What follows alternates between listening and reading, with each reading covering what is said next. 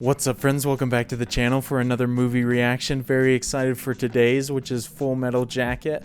We've been watching a lot of war movies lately, whether they're serious or comedies, and so this is definitely fitting the theme of the past couple of videos over the past couple of weeks. And so I'm really excited to get into this one because I've heard this one brought up a lot, and obviously it's directed by Stanley Kubrick, who's one of the most celebrated directors ever.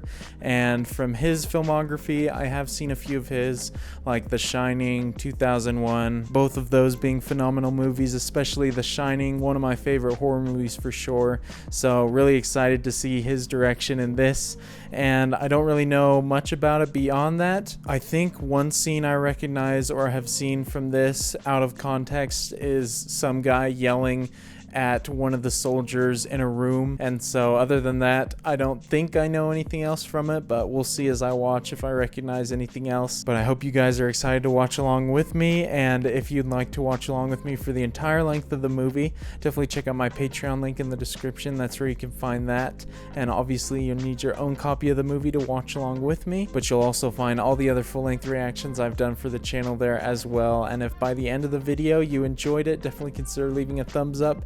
Helps the video reach a lot more people, helps the channel out, so I appreciate all of you guys who do that. But without further ado, I'm excited to go ahead and get into Full Metal Jacket. Okay guys, I have the movie queued up at the very beginning, and if you have it queued up to the same spot, I will give a quick 3, 2, 1 play count, and on play we'll both hit play, and we'll be all synced up ready to watch together. So 3, 2, 1, play.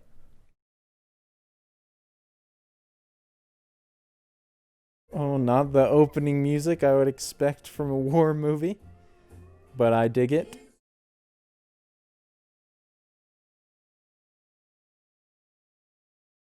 I'm really interested to see Stanley Kubrick's take on a war movie because he's a very artistically motivated director. And he goes to great lengths to get certain shots and things like that. And so I'm sure cinematically or from a cinematography standpoint, this is going to be a very, very impressive movie.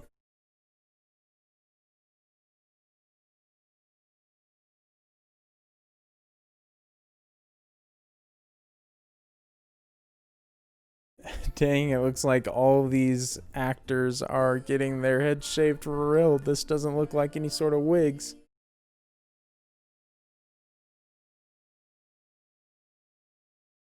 You only get one shot at that take, so don't mess it up.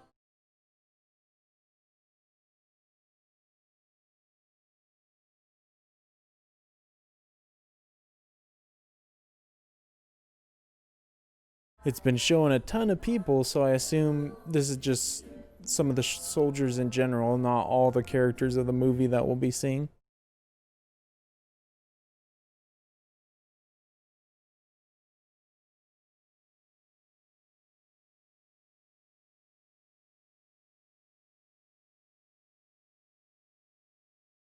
Well, yep, I guess we're already getting into the scene I recognize.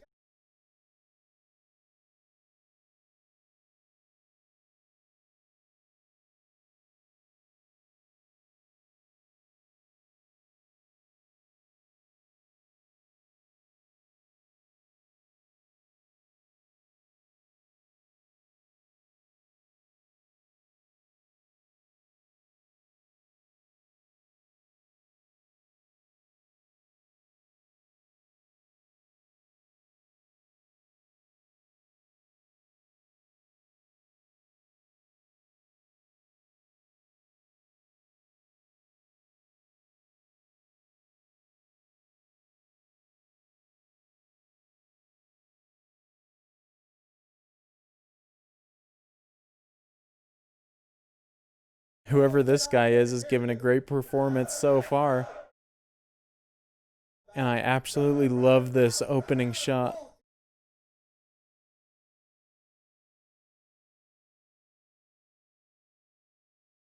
Fantastic camera work already.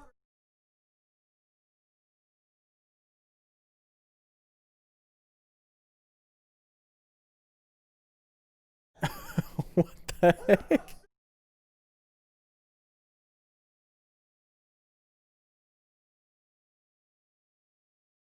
It's one brave dude speaking out of turn.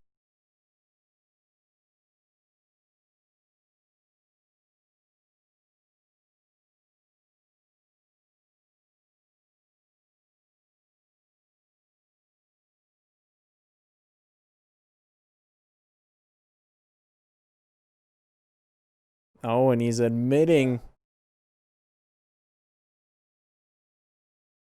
this is one bold dude.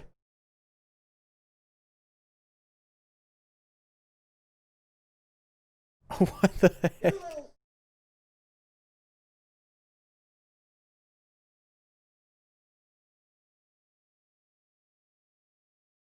Oh man, I loved that camera angle.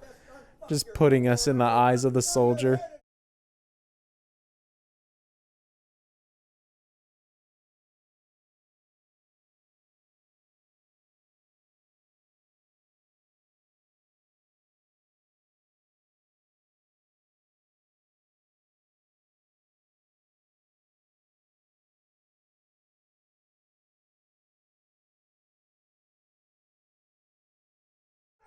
Oh my gosh, this is an incredible opening scene. I love this.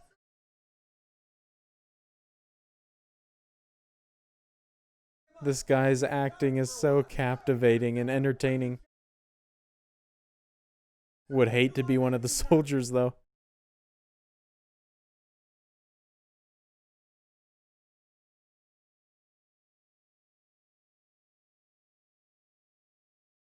Oh my gosh.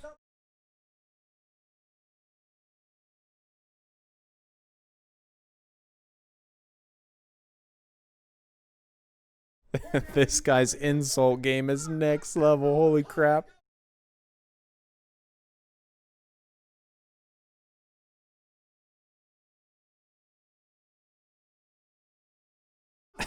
Oh my gosh.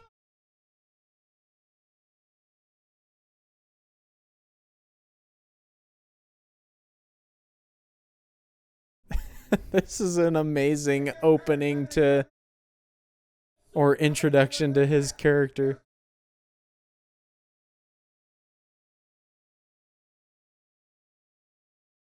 That's not Vincent D'Onofrio, is it?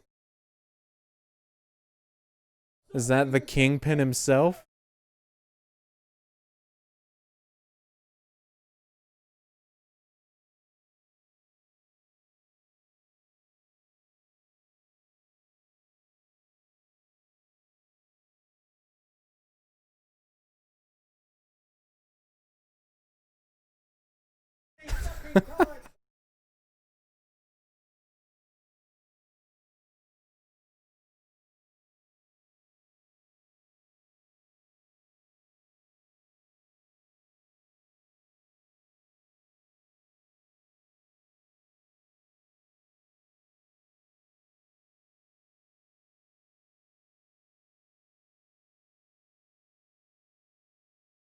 Oh, this guy's into that freaky stuff. Shoot.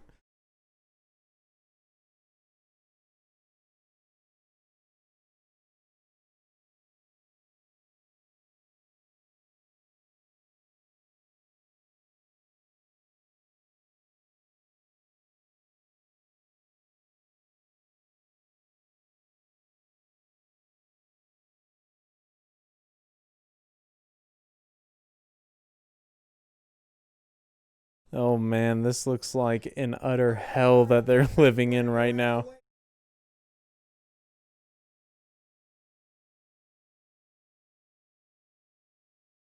Brilliant introduction though, because now I'm just gonna be terrified of this guy for the rest of the movie. That was amazing acting though, and a great script. I'm sure a lot of that was lines that were written for him.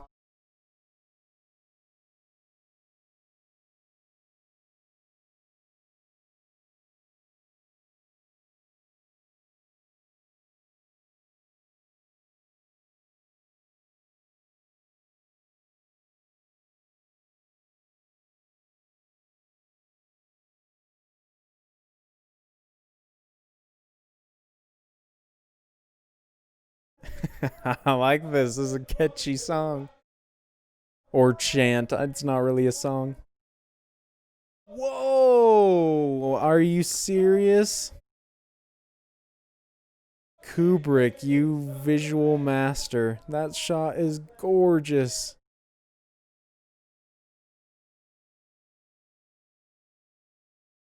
Dang, that frame was an absolute work of art.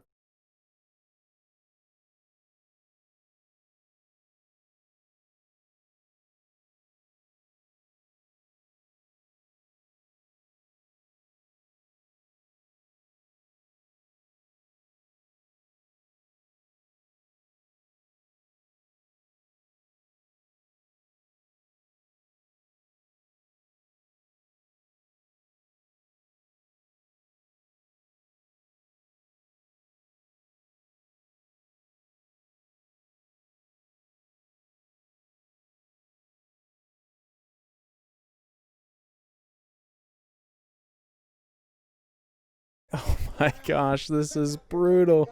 And knowing Kubrick, he probably made sure that he was legit slapping him right there. Is this movie just gonna be 2 hours of this guy berating all his men?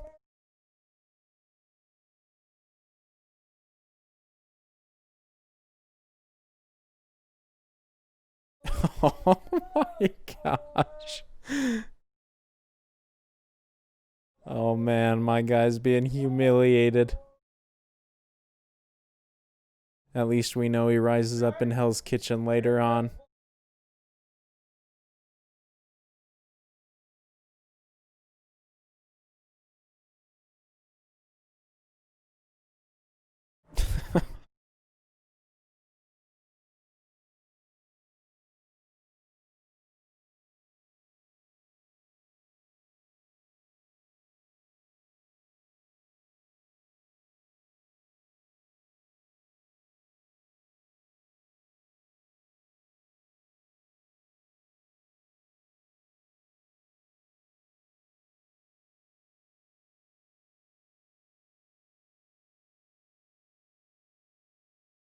Dang, man, this is one tight ship he's running right here. Doesn't look like you can make any slight mistake, otherwise, you're gonna get absolutely destroyed verbally.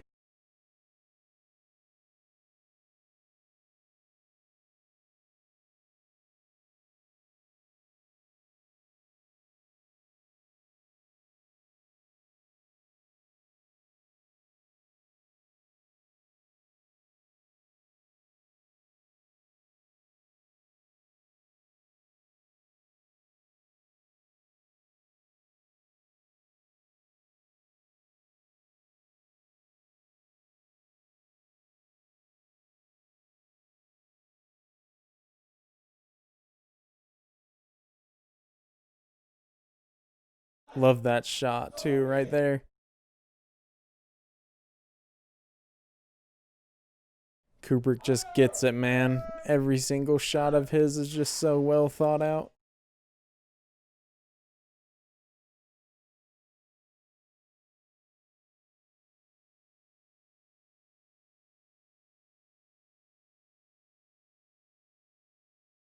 Oh man, I like how they don't even give us a break. As soon as he says goodnight, we're just immediately back into action in the next day.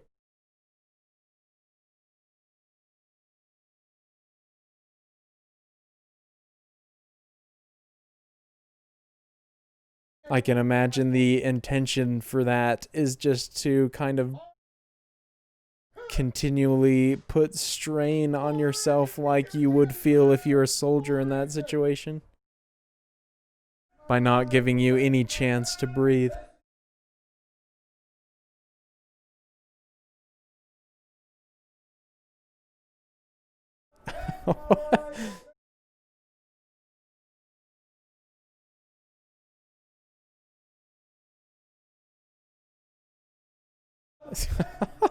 This guy's insane, man.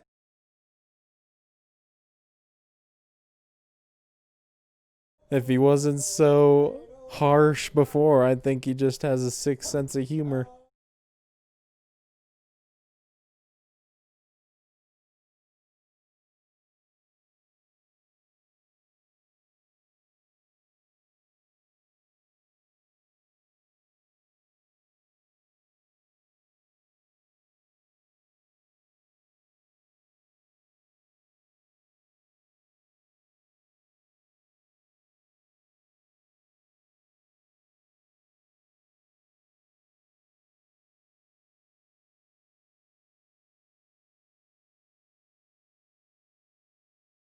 Man, the pacing of this movie is so frantic and so fast so far.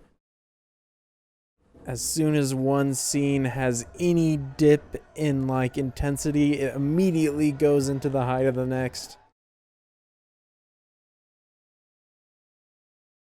See, like that moment right there, as soon as that guy gets knocked down in the circle, immediately on to the next scene with people running.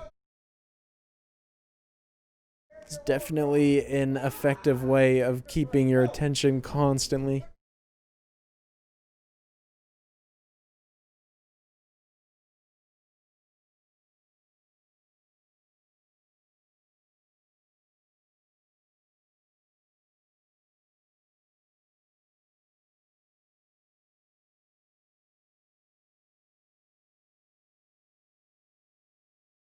Ouch, dude. Ugh.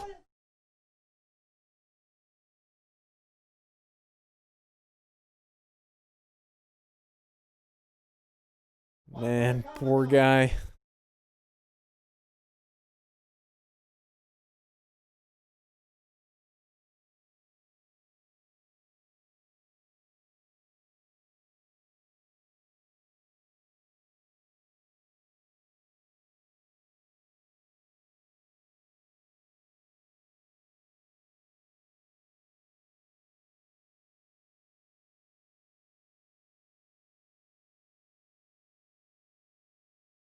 Man, I hope Pyle gets a good character arc. He's struggling so far.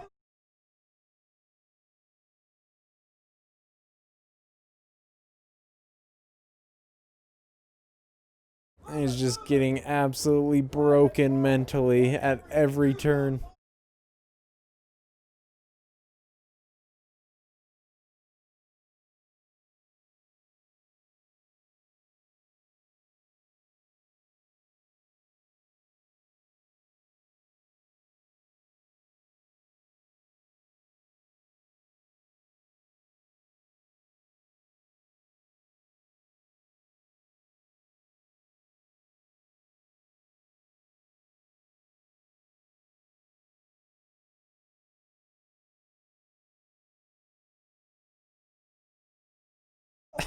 Oh my gosh. It must have taken so much energy for this guy to do this movie, whoever the captain is.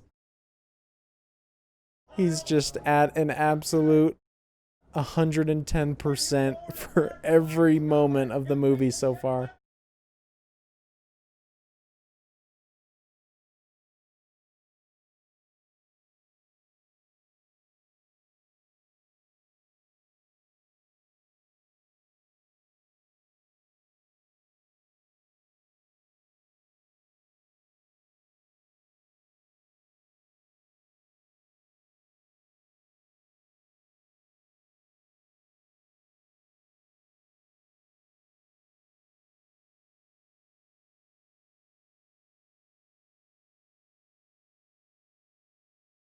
On the opposite side, I feel like this would have been so difficult for Vincent D'Onofrio to act, and his only role is just to be a verbal punching bag.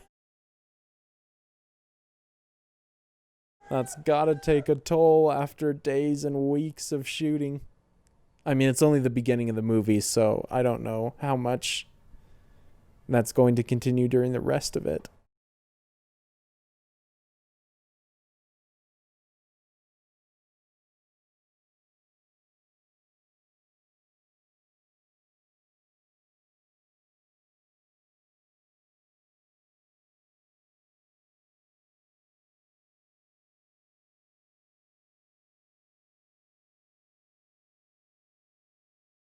He calls him Private Joker now because of the first interaction.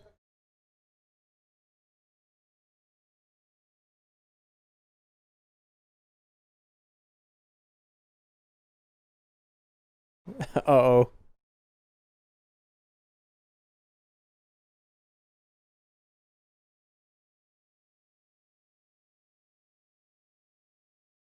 Oh gosh.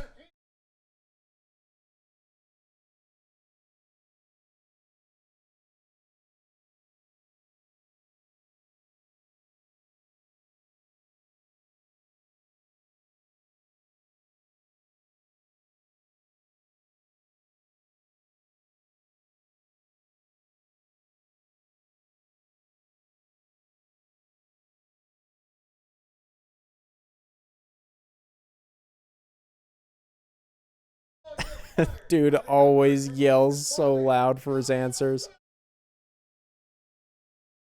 even more so than everybody else.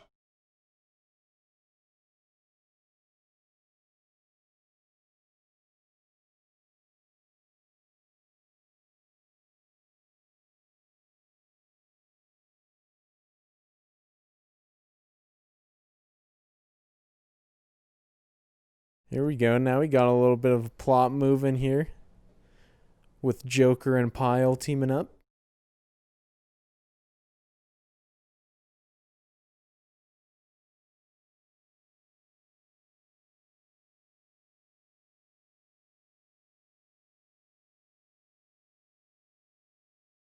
The pacing is still so unbelievably fast in a good way. Like, I'm really enjoying it, but as soon as it switches to Joker being kind of in the lead instead of the captain, it's so much more calm.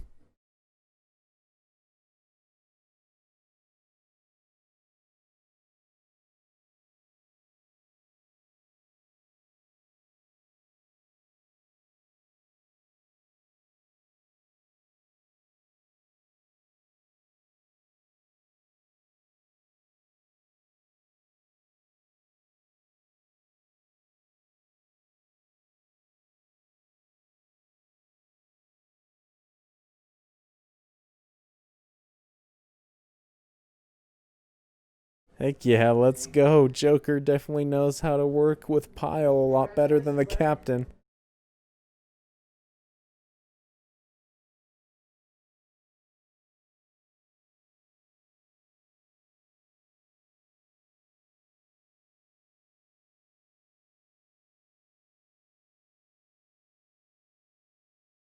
I love how intense the captain was in those first couple scenes.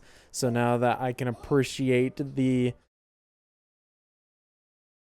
kind of more reserved, compassionate side of Joker in these past few moments.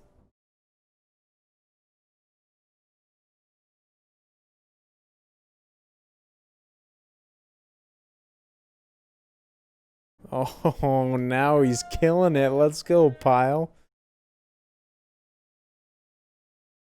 Dude's as much of a soldier as the rest of them now.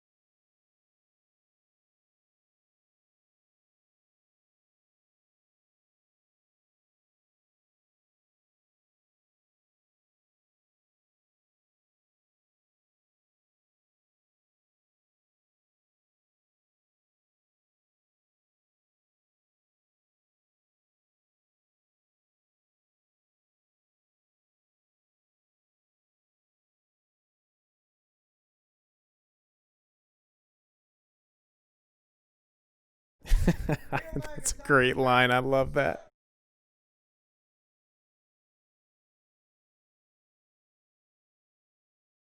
Man, I don't know what it is. I'm sure it's the pacing and just the nonstop intensity, but I'm like so stressed watching this, and it's not necessarily like stressful or intense footage. It's just constantly in your face. You feel like you're actually there with them.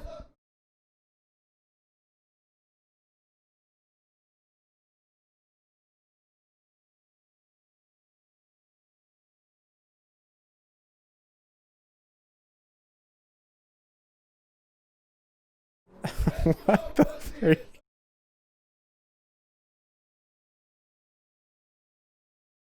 I never know what's going to come out of this dude's mouth. It always surprises me, though. Man, this is fascinating so far.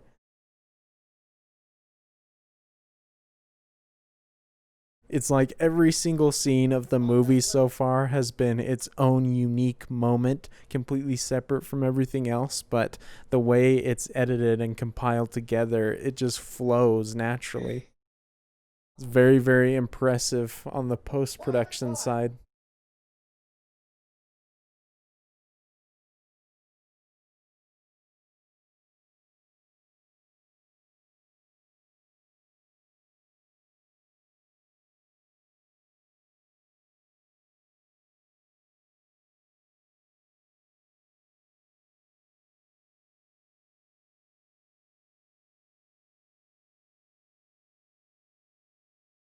Oh, jeez. Dude's on an absolute power trip.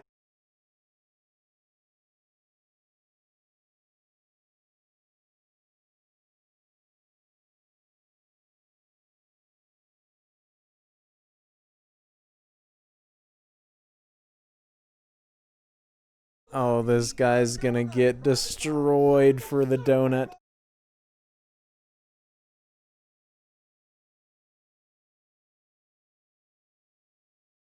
Donut does look good though, can't say I blame him.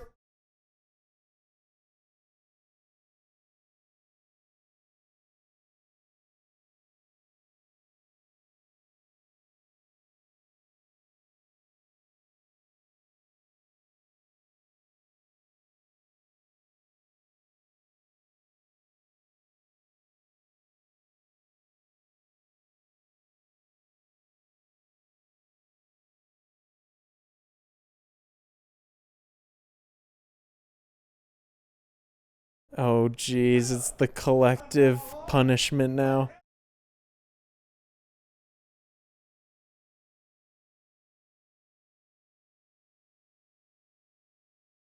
This is the classic teacher move.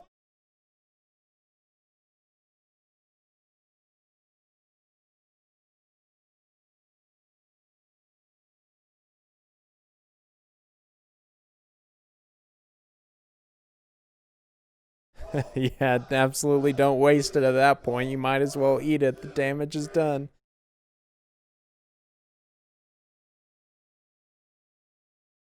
Excellent shot, man.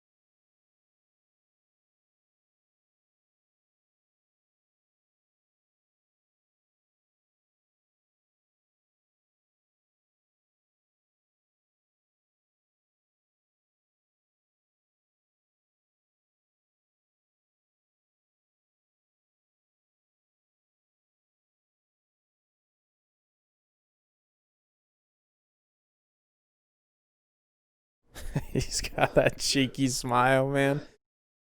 Dude is sticking out like a sore thumb in this environment. This is definitely completely out of his element.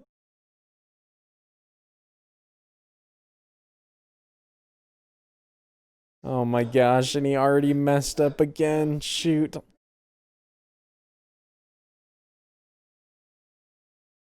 I'm assuming that was what that was about.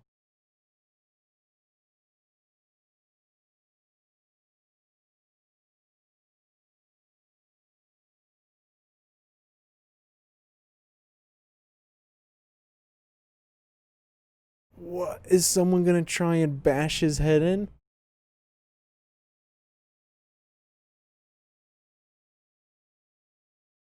Somebody might have done too many push ups for my guy Pyle.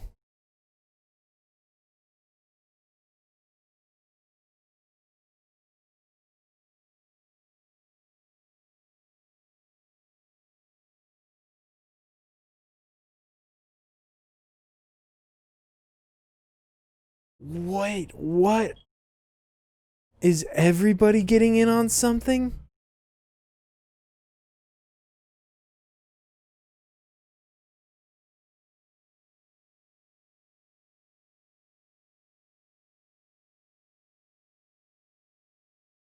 Oh gosh, dude, this is brutal. Oh man, poor guy. Just taking a hit from everybody in there.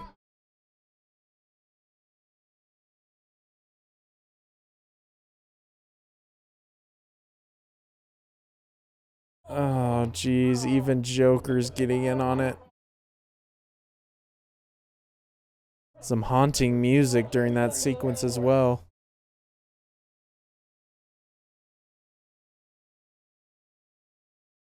That's certainly gonna motivate him, though, if nothing else has.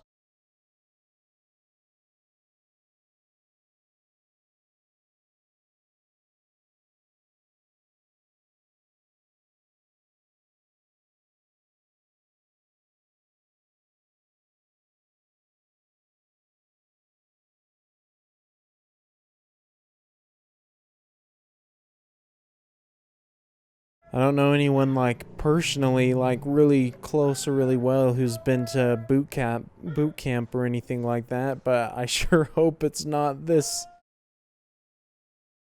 horrible. But it may be.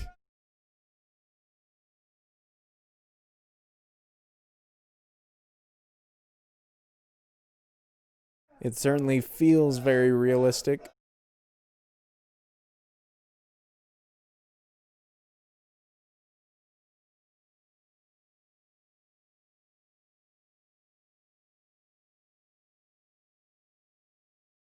Oh dang, man, that's a rough shot right there. Looks like he's just being broken down completely.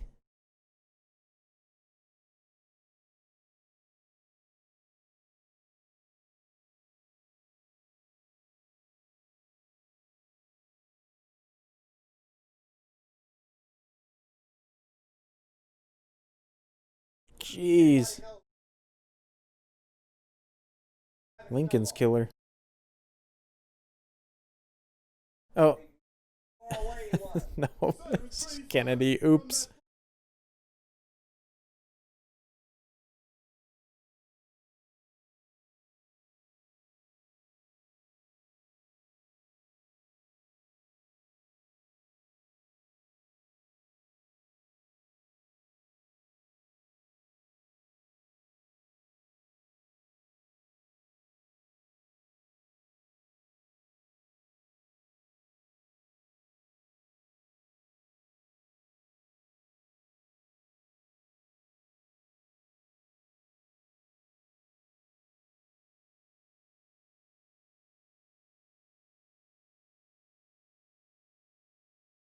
Whoa, wait a second. What does that editing and dialogue supposed to signify? They were just talking about the person who assassinated Kennedy, and then it cuts to Vincent D'Onofrio with a freaking evil look on his face. Is he going to be turned into a freaking killer by the end of this?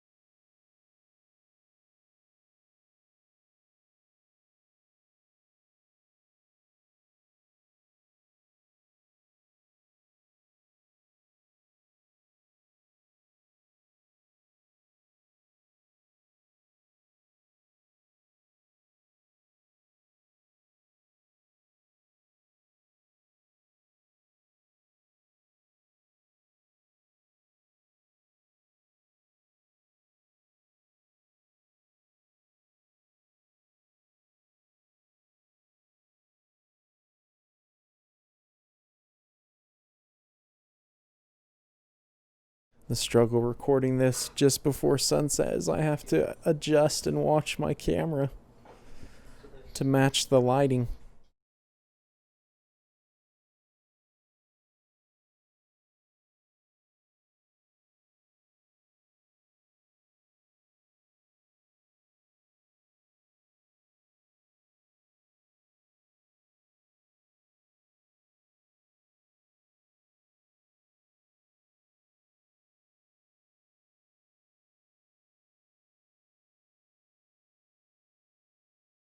Dang, yeah, he's definitely changing as a character. I mentioned earlier that hopefully he got a character arc, but this seems to be going the opposite direction that I was hoping for.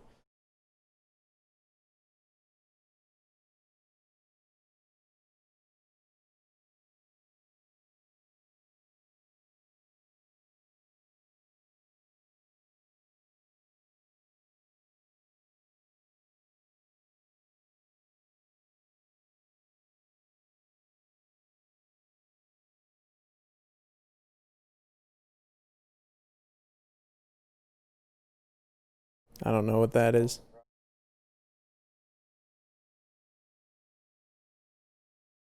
Assume it's either someone who gets kicked out or like gets put in an institution.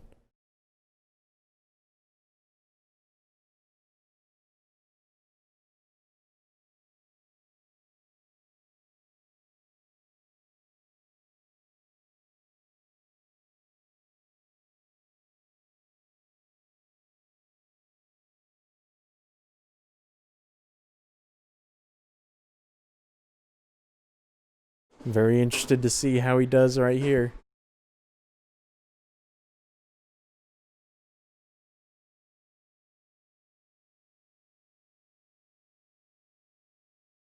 Oh, so he's clearly doing very well in the sharpshooting department.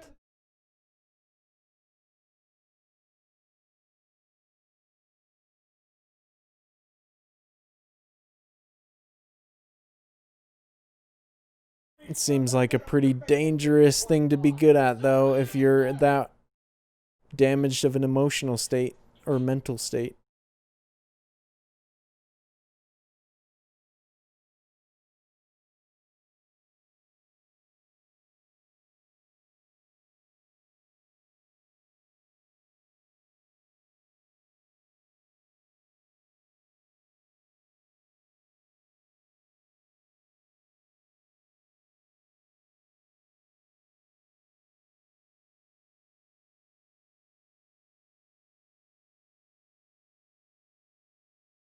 Dang, that's a big moment right there. Completely different from earlier interactions with the captain. He's made it big in his eyes. I don't know if that's a good thing or a bad thing, though.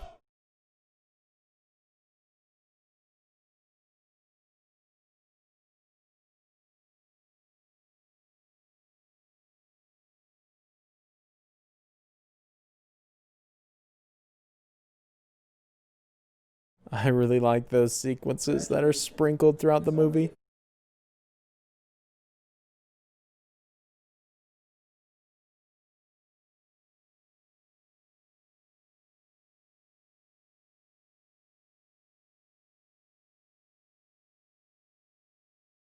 Or I guess he's a drill instructor, not a captain.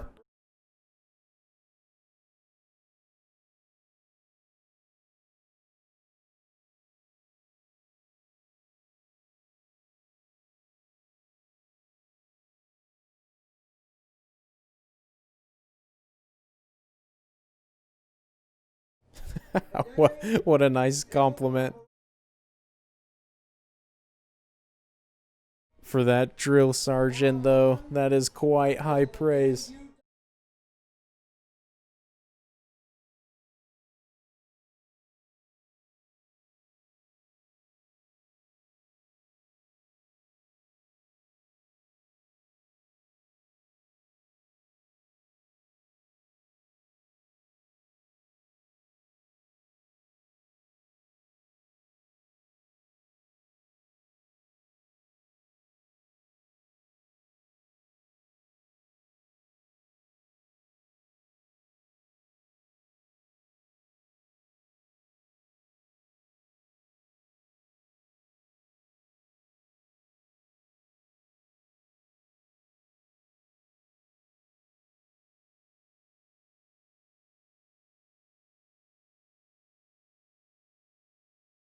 What's Pyle gonna be? I'm very interested.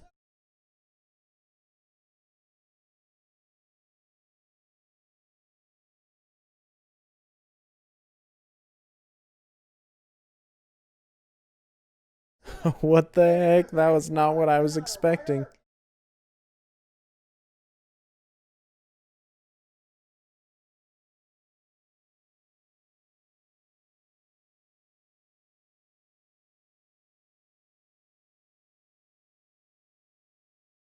Shoot, his look there has me so on edge.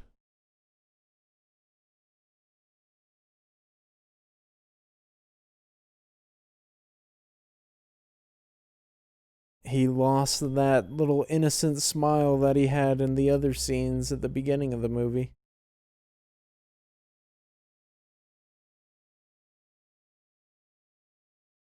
Definitely turned him into what looks like a killer.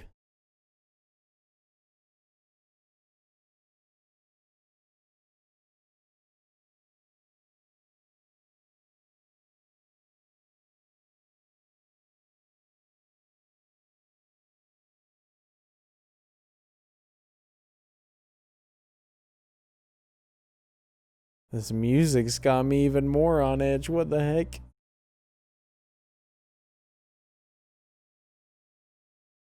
Something's about to go down.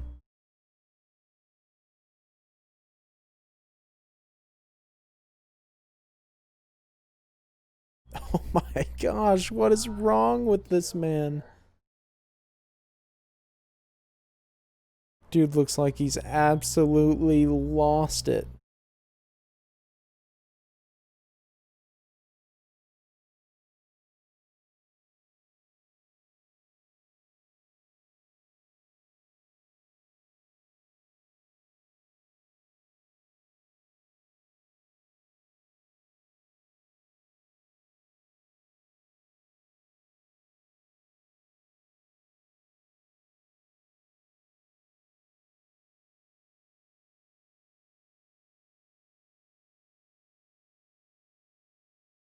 Oh shoot, title drop.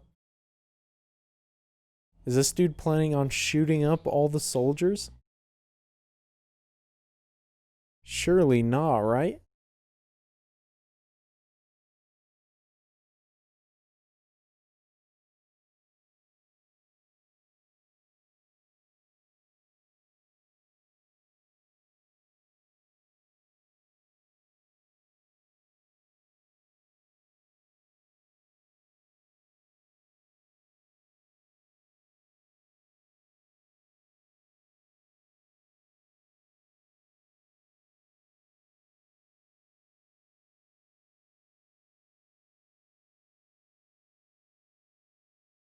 What is happening?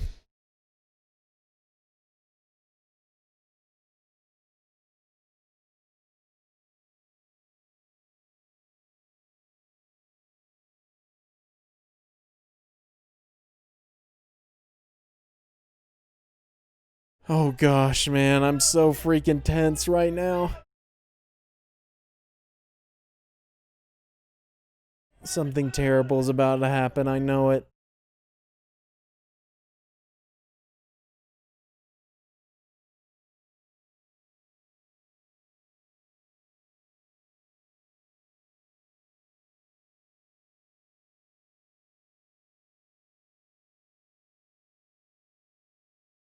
Oh jeez, it's terrifying.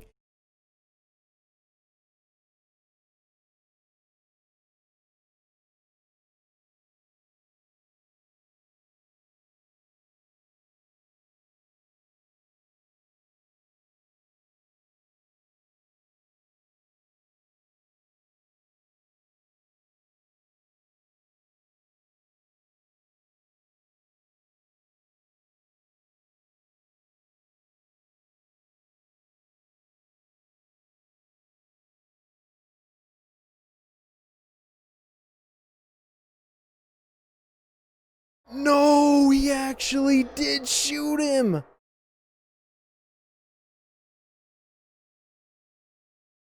I cannot believe this. This is not the direction I thought this movie was going to go.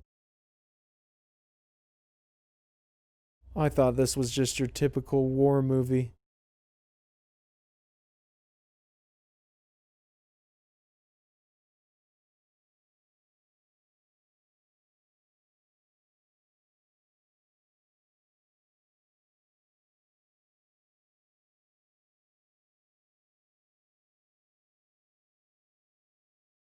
Whew, spared him because he was like the only nice one, semi nice one to him, I think. Bro, that scene was so shocking.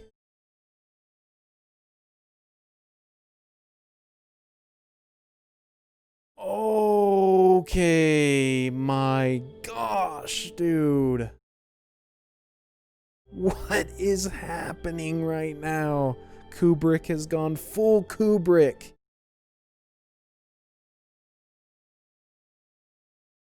I should have known, man, coming into this that I shouldn't expect a typical war movie format as far as the story goes.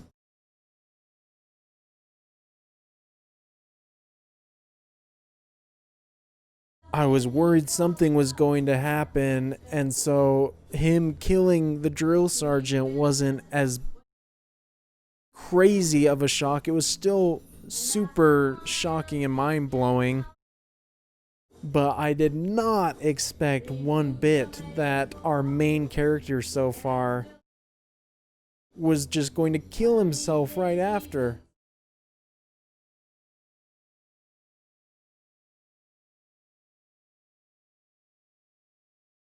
Vincent D'Onofrio played a pretty good crazy guy, though.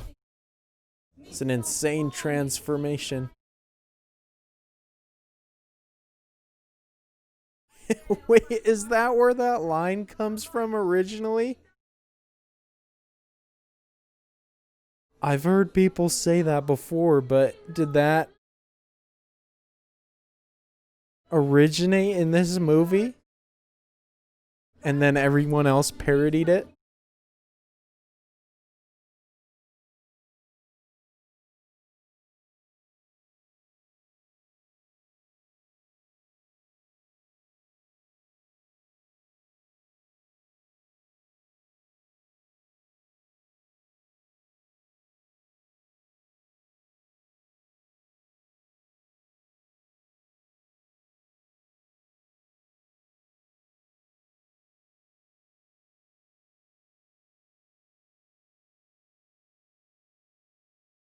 I feel like this is gonna be a trap for him.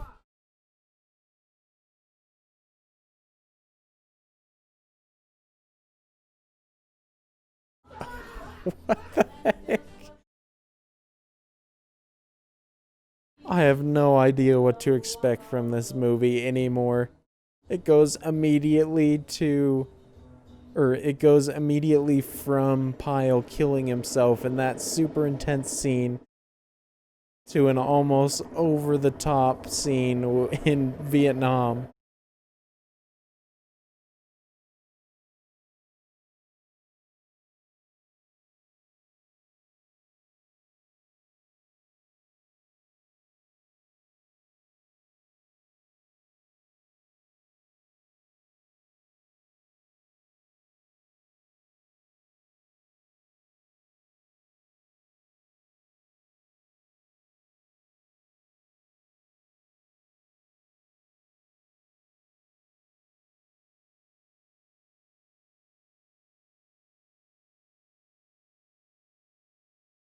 That's not Joker with regular hair now, is it?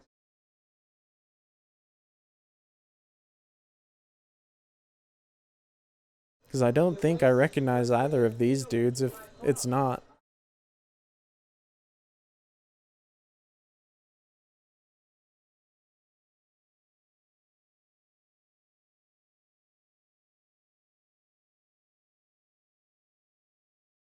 Is this like an anthology movie surrounded around military stuff?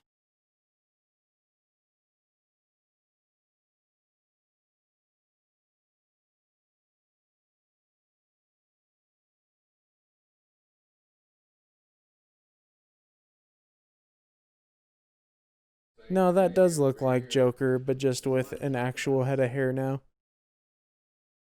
So we are following the same character.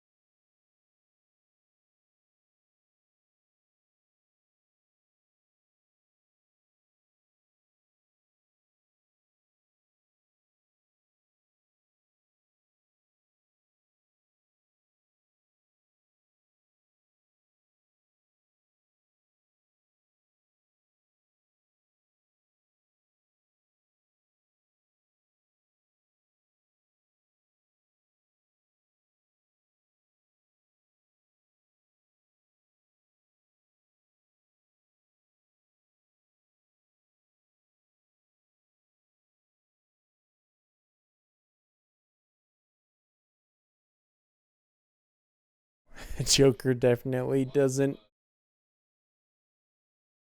fully obey his seniors in this movie. He started off the movie by being snarky to the drill sergeant, and in that interaction, he seemed like he was pushing the buttons of the other guy there.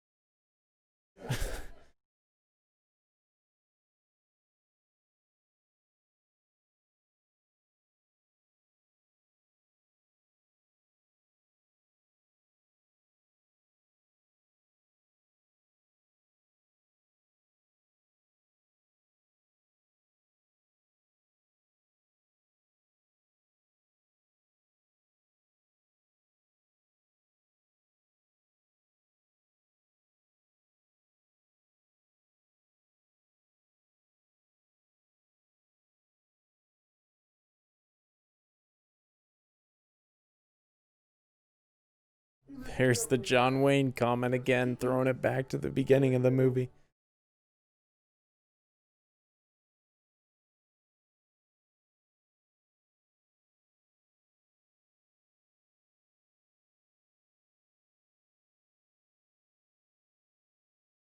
Is that stare that Vincent D'Onofrio had, that Pyle had?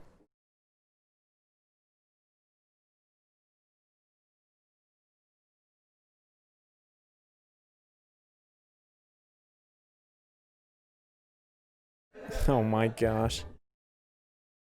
There's an explosion.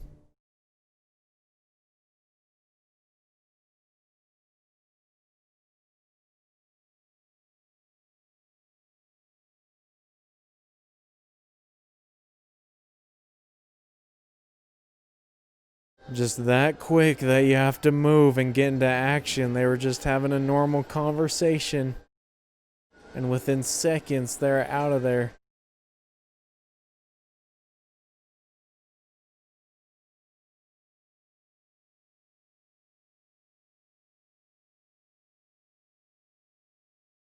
That was a great shot right there. I really loved that.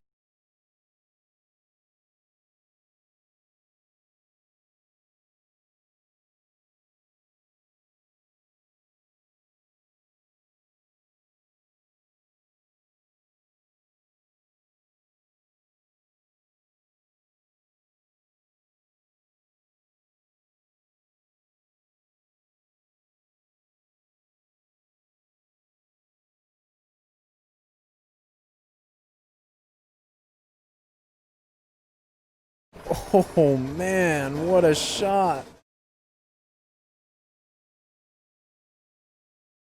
That explosion looked practical.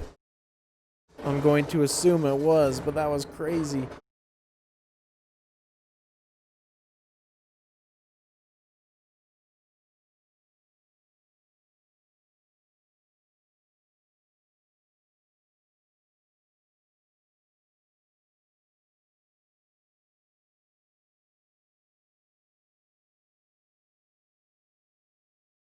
It's very interesting, and I don't know if this was intentional or if this is just how I'm feeling so far about it, but like this little battle right here is way less intense than the beginning with the drill sergeant for some reason.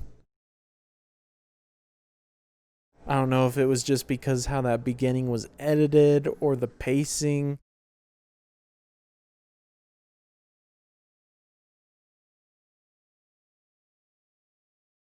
But how crazy or how intense that beginning was definitely made this a lot less intense than it may have been otherwise.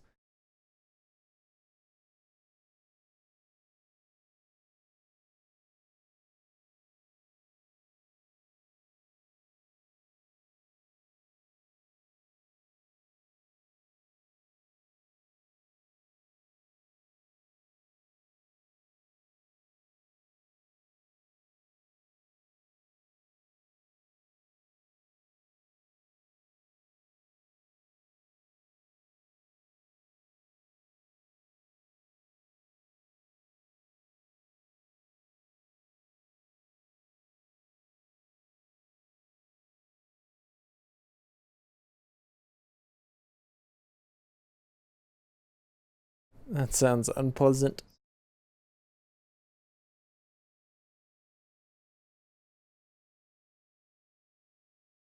He's certainly sticking to his name of Joker.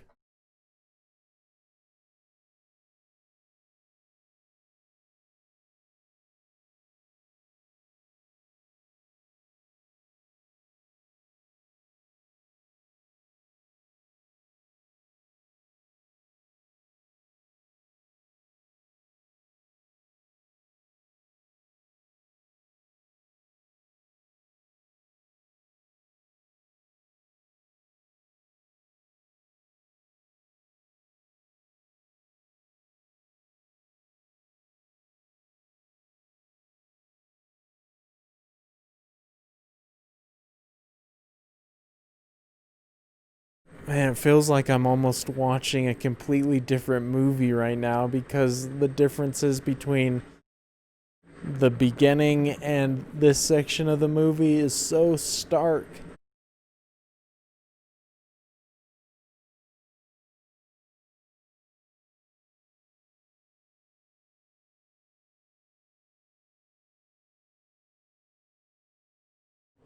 Oh, gross. It's very interesting that the boot camp or the training facility would be more of a stressful experience than actually being out there.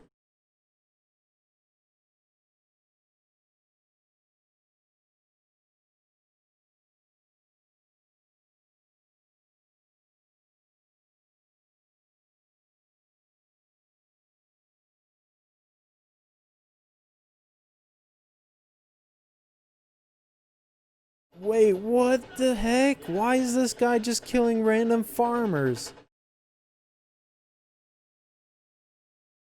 This absolute lunatic.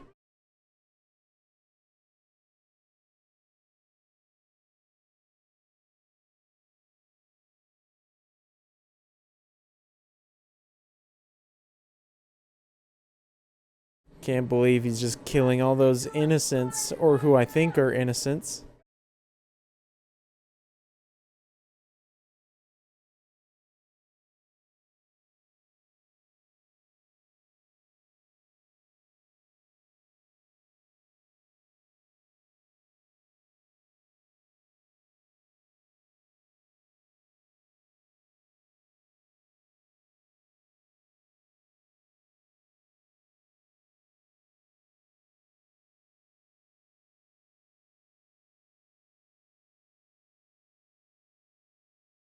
Did Kubrick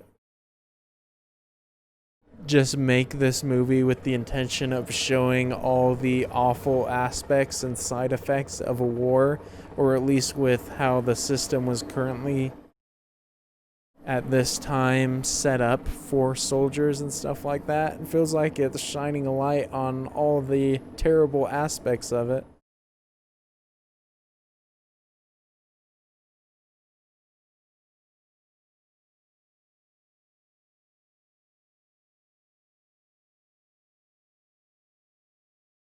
Amazing shot right there. Dang, lot happening in that.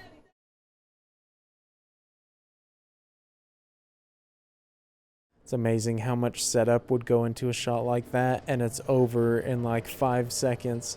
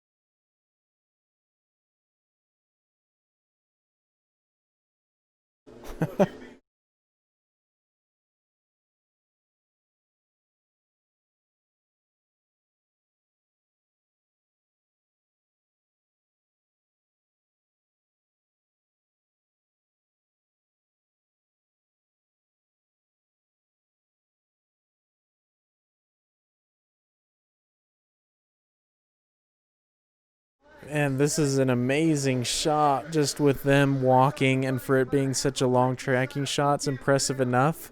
But then with all these cars and tanks going by them as well, and with all the people in the background, it's a fantastically directed frame and long take right there.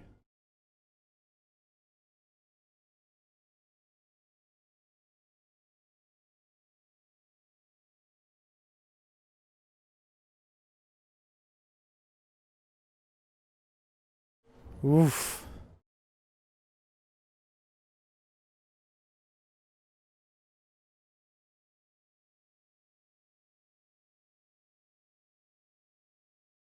Oh, that line makes sense. Yeah, that's for sure.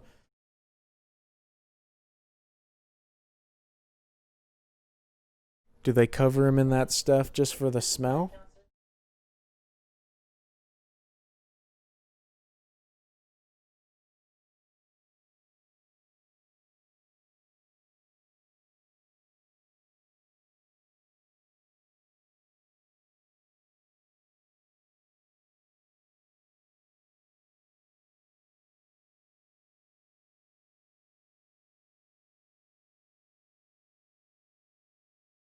Dang, dude's going hard with the photos right there. He'll have plenty. I like how he smiles for everyone.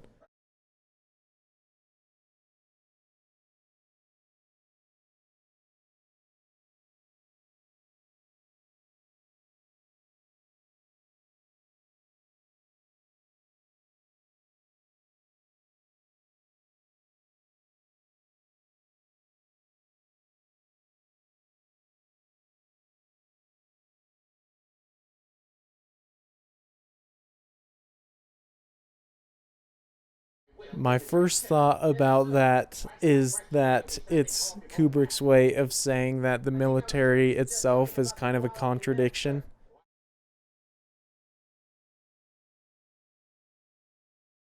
Because the purpose of fighting the wars would, you would think, to be to get peace, but you achieve that by killing other people, and well, like we've already seen, people are enjoying the killing more than the goal.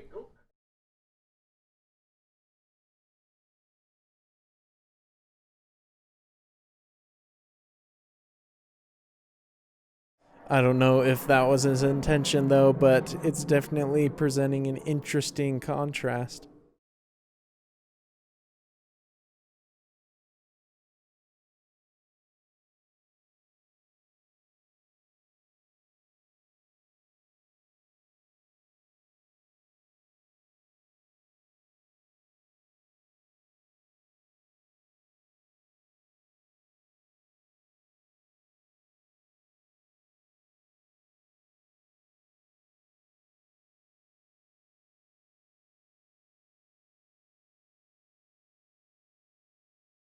Like this track, it's a good beat.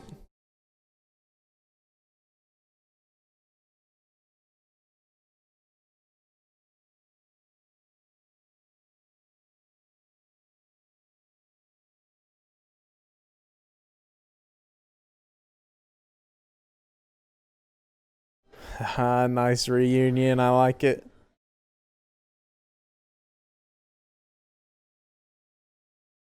Man, it's got to be crazy to reunite out in the middle of a war like this.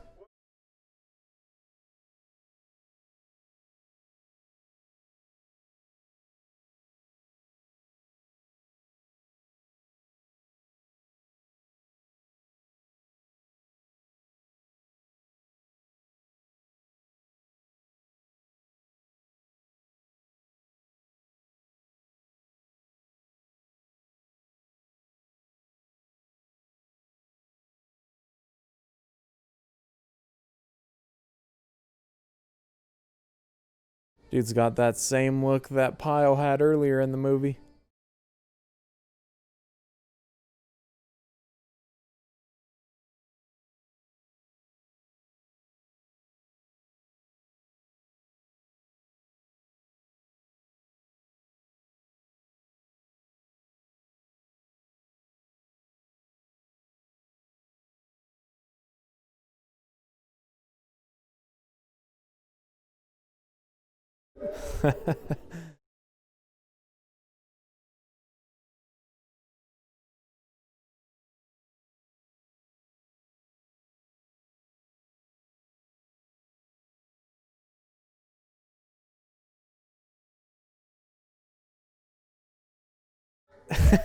Dude isn't going to be messed around with. He's got to come back for everything.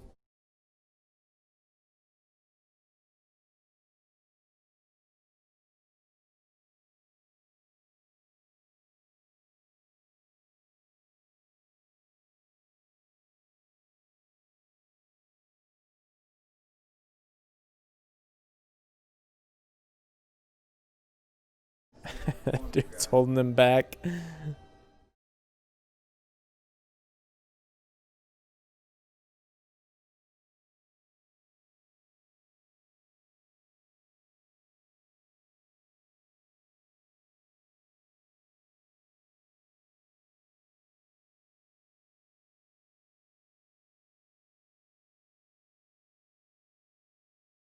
Almost doesn't even look like a real person.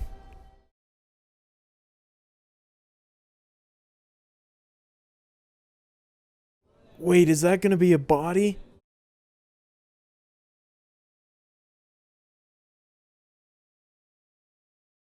Oh gosh, there was a dead body next to him the whole time.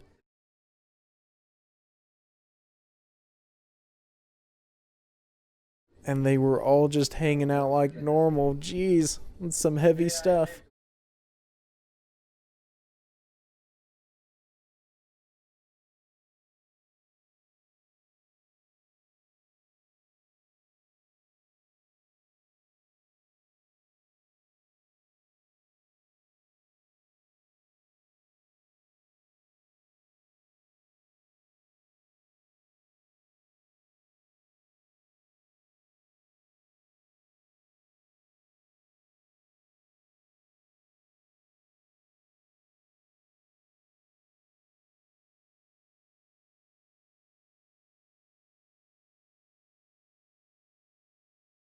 Well, Kubrick's certainly covering his bases by showing pretty much every possible mental state a soldier could have with all these different characters.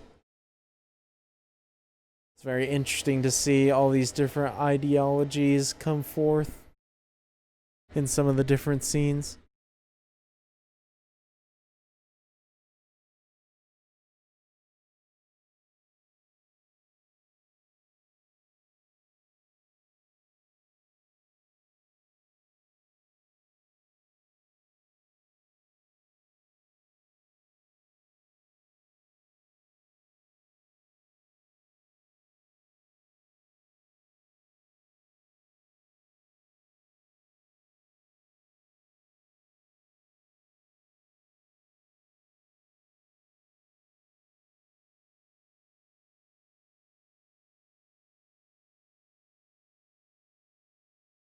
Whoa, dang. That was pretty tense. That guy fell down in front of him. What happened to him?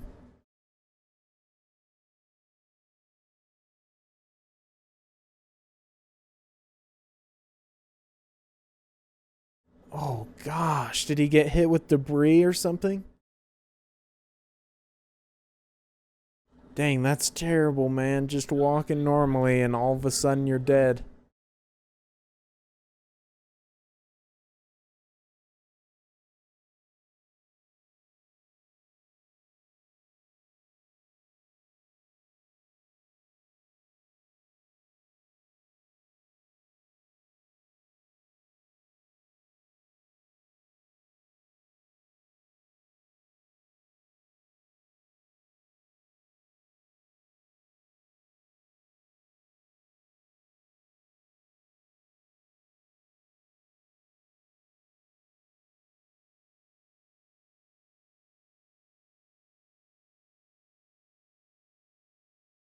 Well, Joker's in the middle of it now.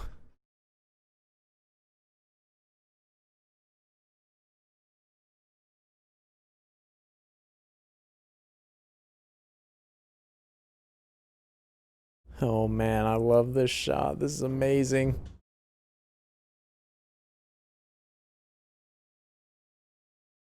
Just such amazing depth in that frame. And I like that it's just one take following him up through the street with the fear of somebody maybe being there.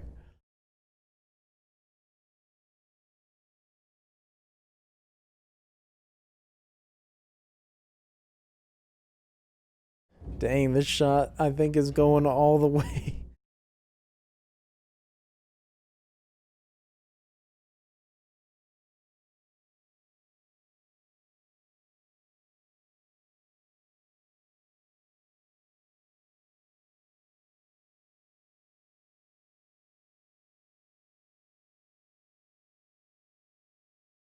I like that also. I think that's the first time that the camera's really been more handheld than kind of locked off and steady.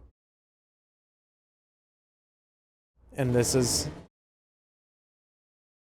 Shoot, man got popped immediately. But I was gonna say, this is like the first kind of uneasy or uncertain situation, and so it makes sense to go for that cinematic choice.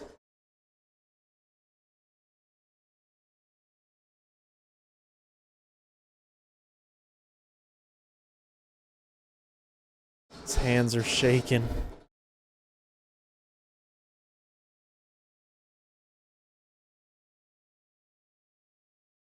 Dang, they absolutely lit that building up.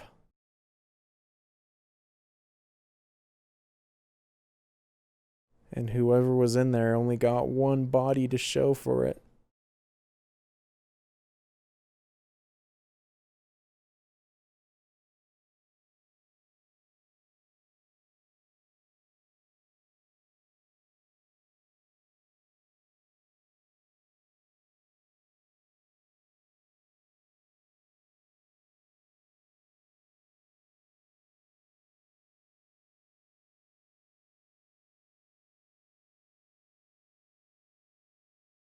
Oh gosh.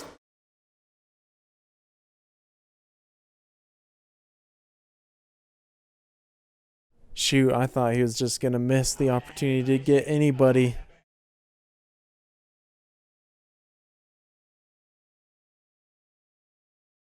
Dang, what? And it just changes to happy music like that?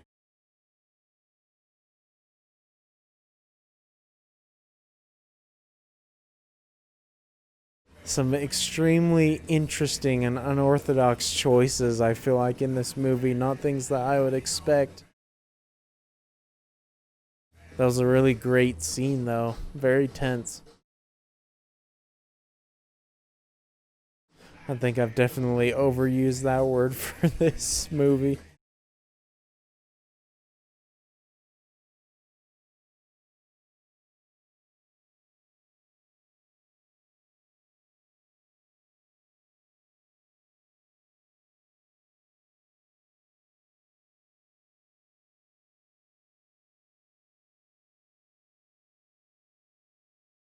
That's cool how the camera movement of the actual movie is basically mimicking the movement that they're doing.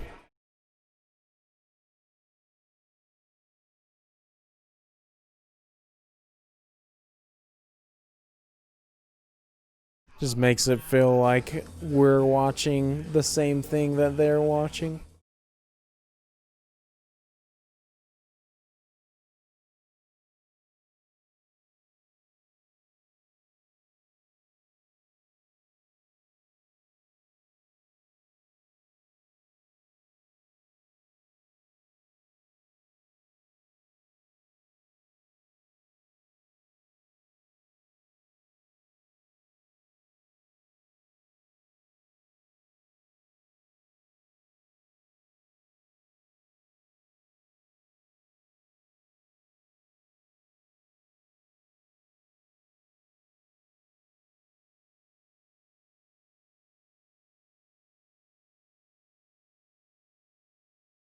Oof, dang, man. I'm guessing that's the guy we saw fall initially from the mines, and then the second guy is the one who got shot in the firefight.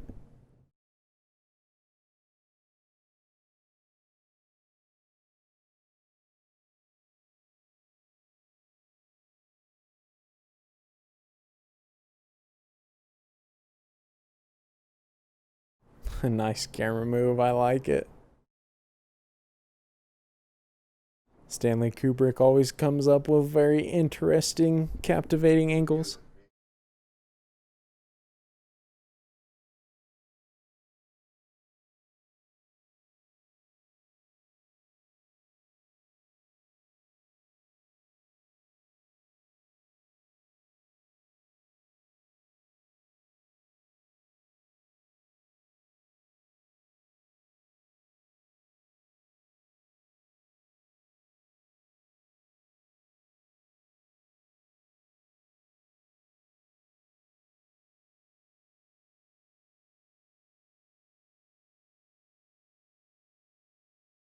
Dang, man.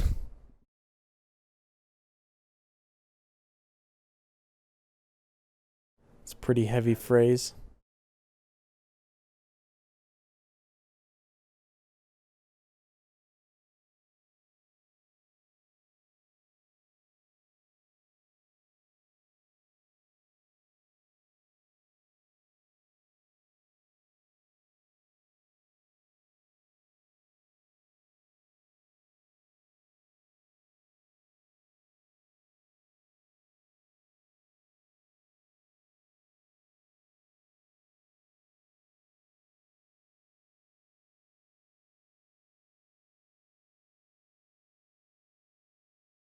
I'm still like almost trying to adjust to commenting on this half of the movie because I was so like taken aback and just interested in that first half, the pacing and everything. This is very different. It's not bad or anything. It's just kind of jarring the change that went on after Pyle killed himself.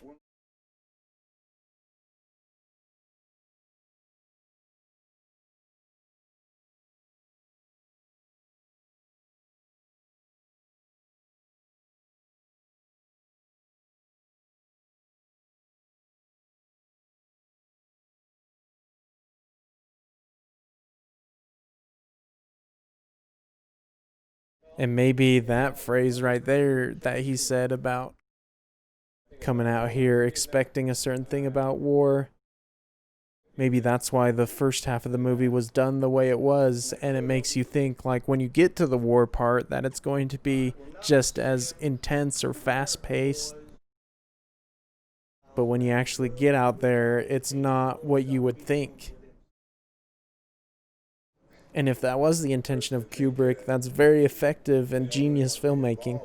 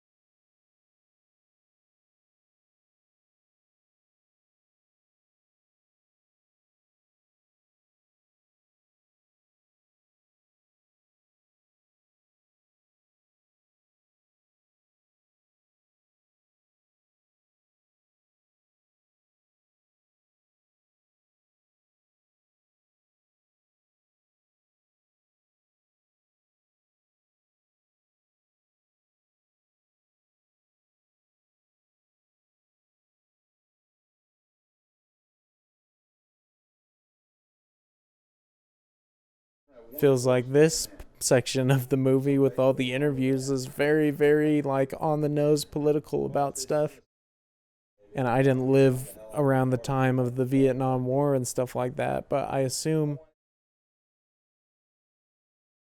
that these phrases and stuff like that that Kubrick inserted and all this dialogue was probably things that people weren't used to hearing at the time.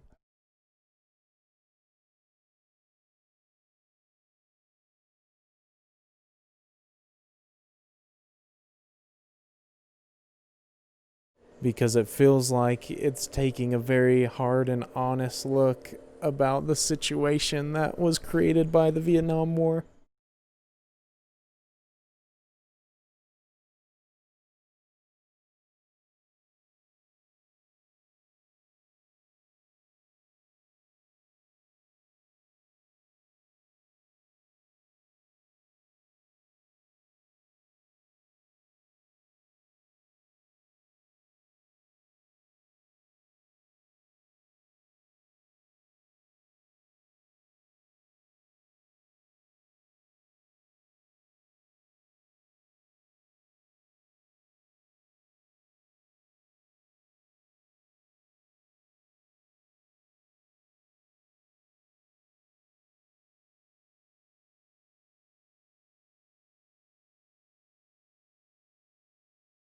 I feel like this dialogue is so offensive to Vietnamese people.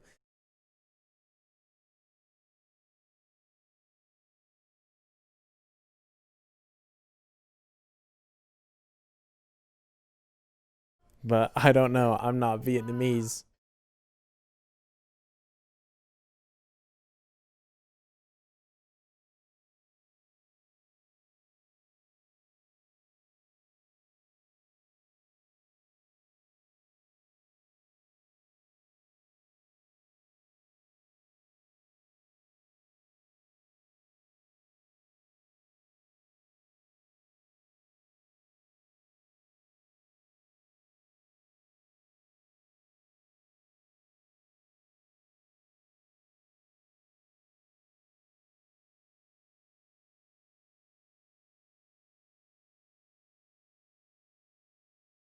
The man's not shy at all.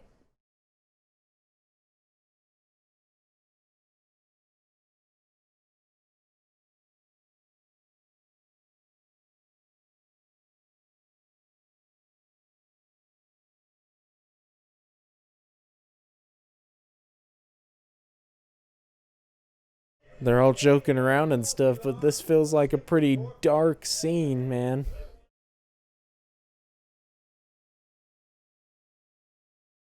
That woman's just going to get used in all sorts of ways by all those soldiers.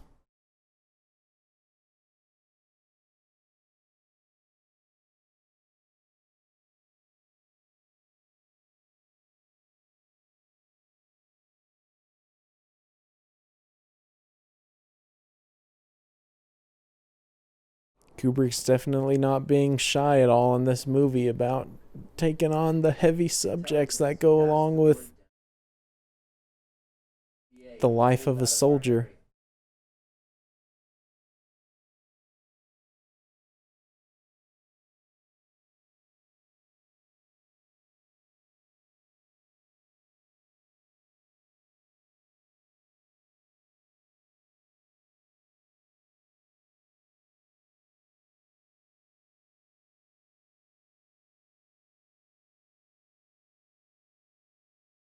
Love the use of fire in this movie as a light source. Makes for some very cool shots. Oh my gosh, I did not see that coming.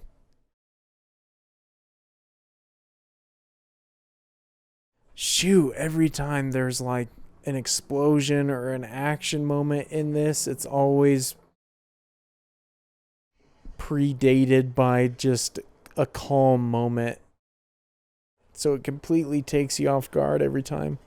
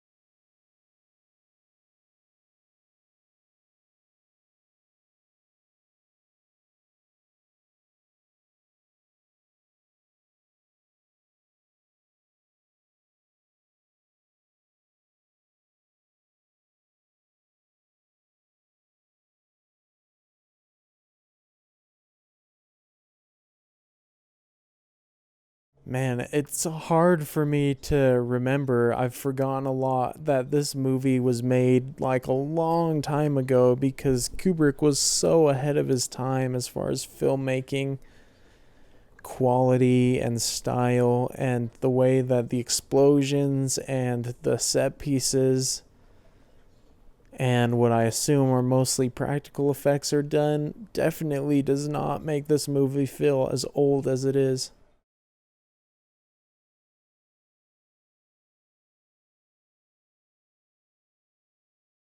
So I can imagine if you saw this in theaters when it first released, that this would have been quite the amazing experience.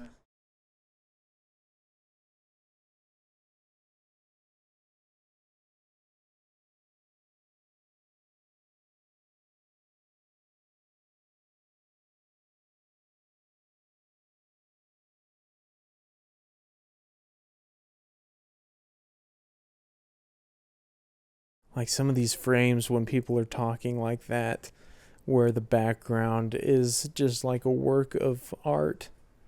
Obviously, it's destruction, but it's a very beautiful. It's very beautiful effects.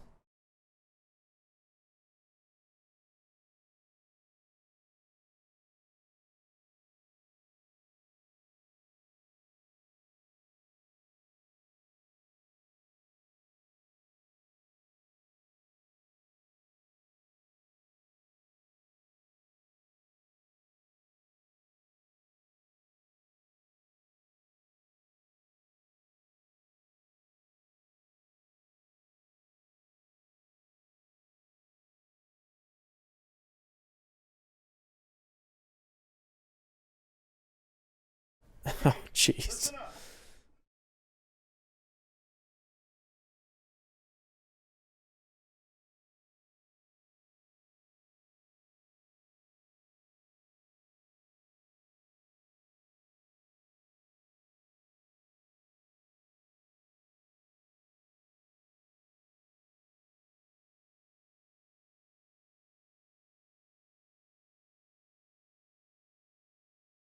Gosh, because of the things that have happened in the other points of the movie in an open field, I'm terrified for him running out there right now.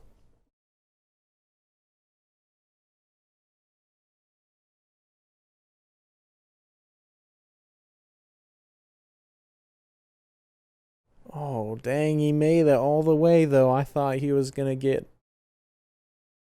exploded by a mine or something, or get shot from somebody in one of those buildings.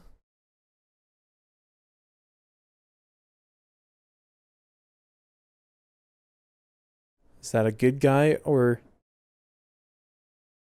Oh no.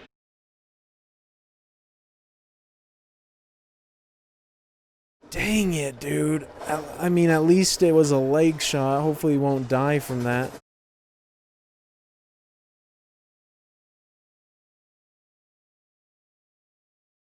Kind of ruthless, though, that they just used him as bait.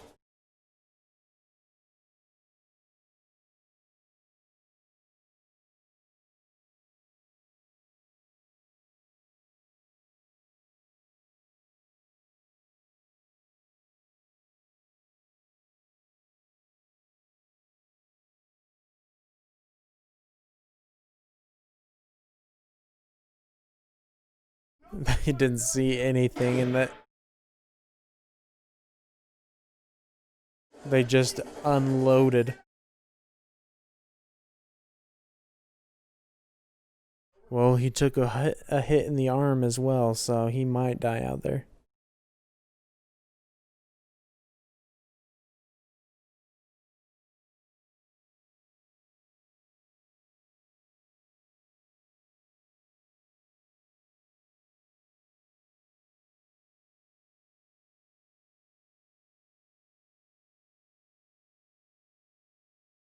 Whoa, I just realized that that guy's helmet has a Confederate flag on it.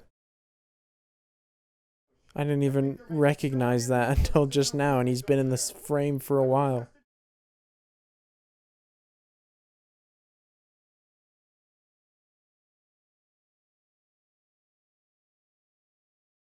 Ouch, man. Took off part of his foot.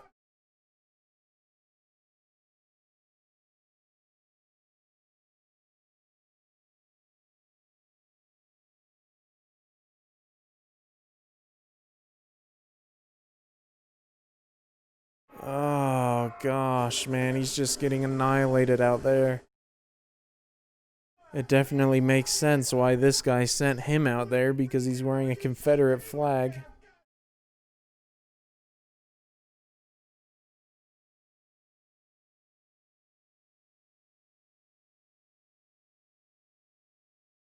The effects on this for its time are insane.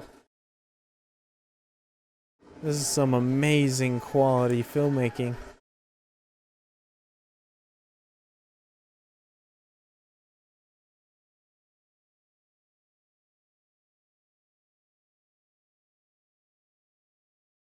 Oh gosh, dude, that zoom.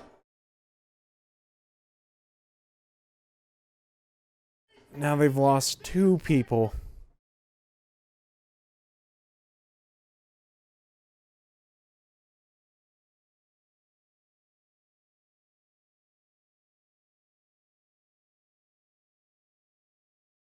Interesting that he's chosen to do slow-mo in those moments when they get shot.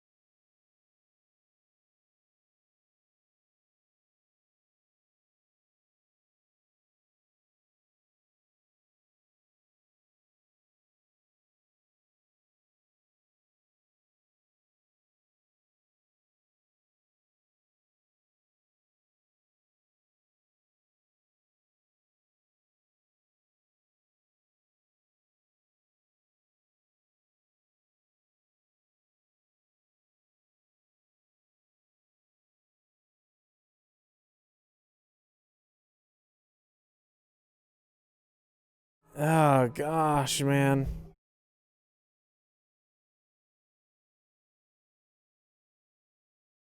This guy's just gonna get killed as well running out there.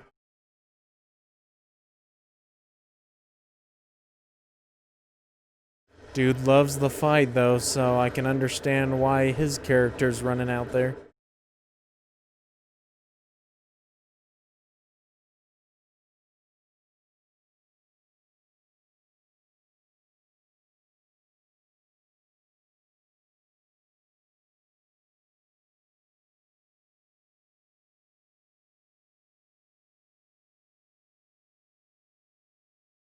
He's gonna get hit again.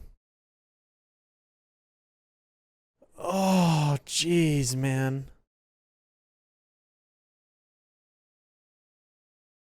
Well, they're both dead now. And he's all alone in this place. And that last shot didn't seem like it came from a sniper.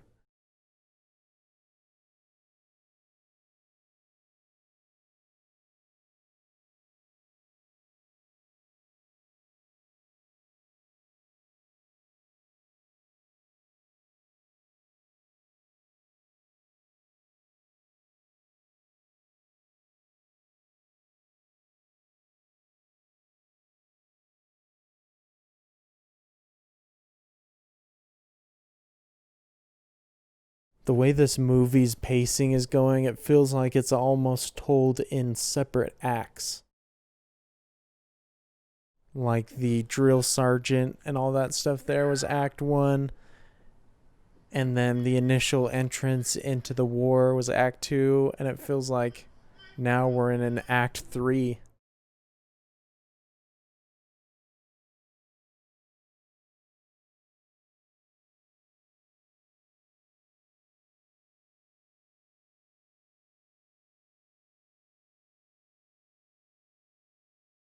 I guess it could, this part still be considered act two.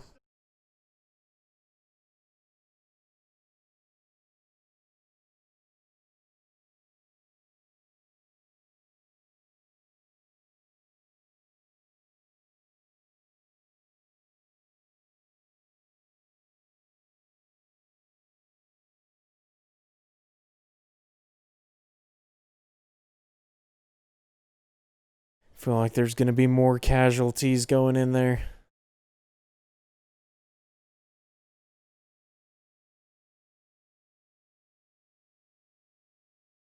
Man, some of these shots are amazing.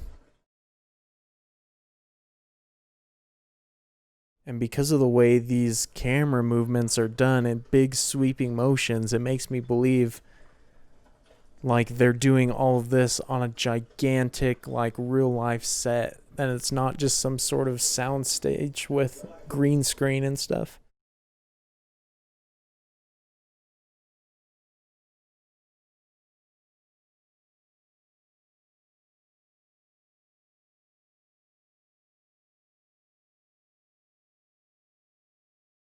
Oh, spooky peeking out there.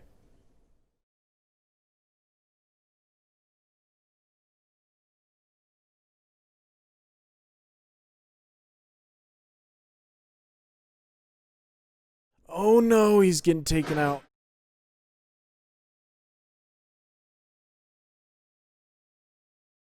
Freak, dude. Cowboys down.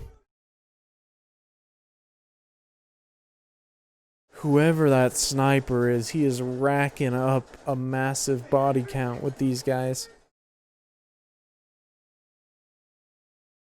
And that looked like a pretty lethal shot, too. I don't think he's getting out of here.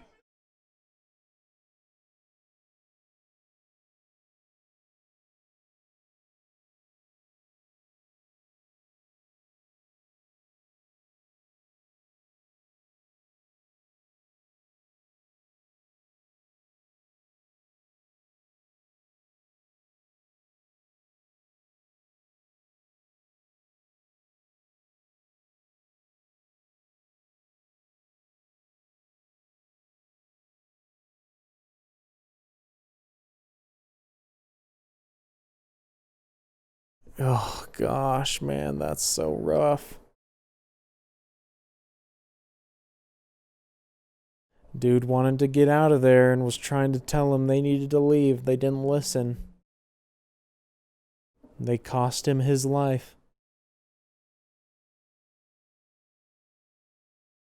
I bet that's gonna really hit that gung-ho soldier, knowing that he was kind of responsible for him being in that situation. Like, look at that frame, dude. That is just a work of art. That's beautiful.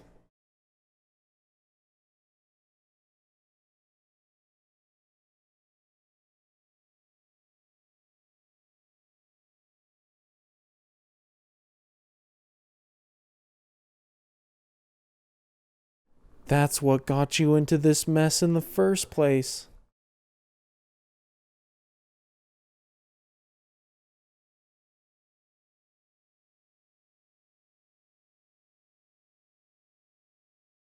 I feel like this sniper's just gonna keep taking him out until they're all gone, but I mean, they know where he is now, so they can probably outnumber him if they just charge in.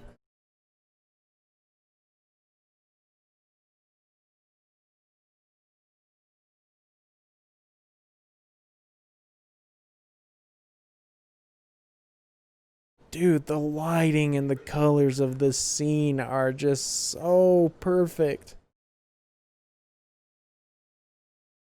This is just a absolute feast for the eyes right now.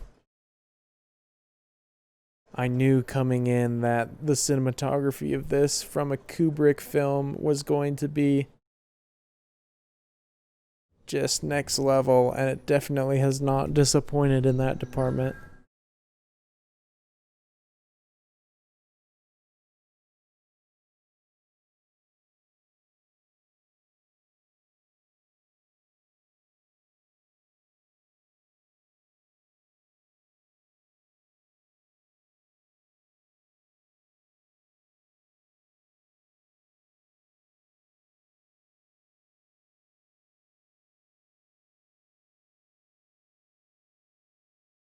There's only been very few instances of like soundtrack in this movie, but I've really enjoyed every moment that it's in.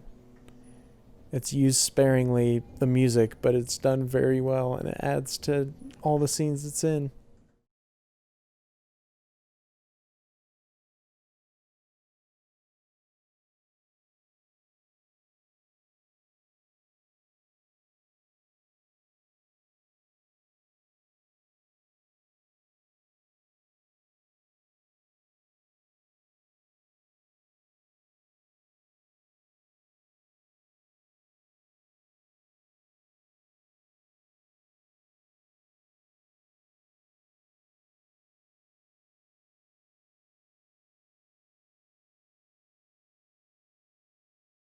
Oh, he's got a clean shot.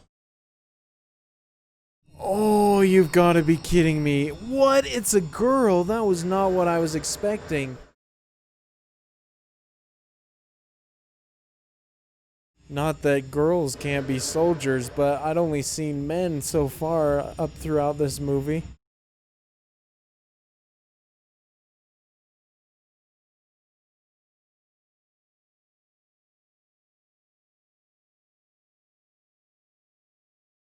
Oh gosh, man, she got absolutely lit up right there.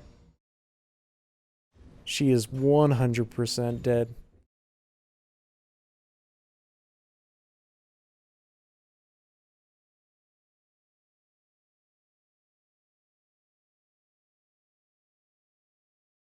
That sucks so bad that, of course, his gun either got jammed or it just wasn't loaded.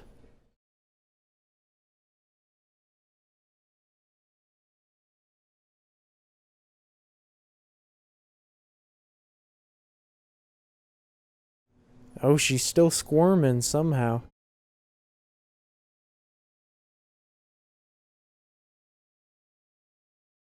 I like how the music kind of abruptly cut out right there.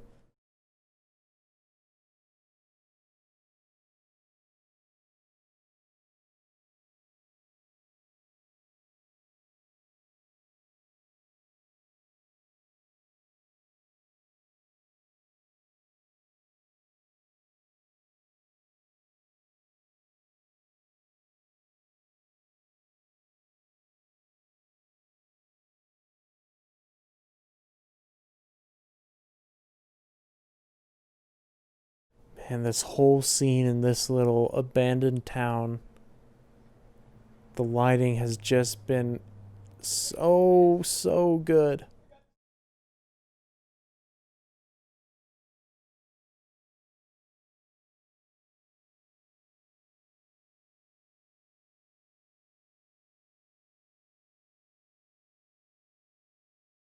That's kind of interesting now that I think about it, that the sniper was a woman. And earlier, when Joker was talking to that guy who was just slaughtering people in the fields, he was asking him how he could ever kill a woman. But now, context definitely would change that question.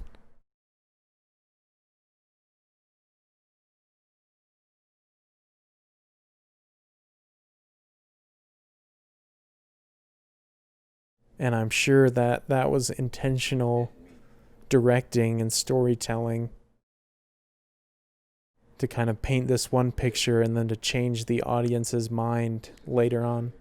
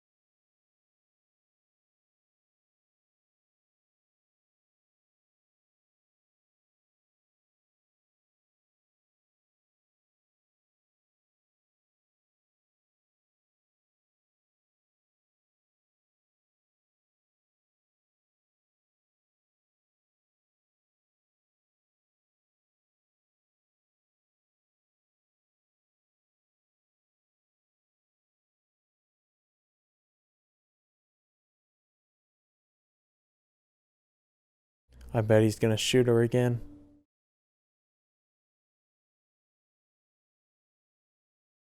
So that way Joker has no reason to take her with him.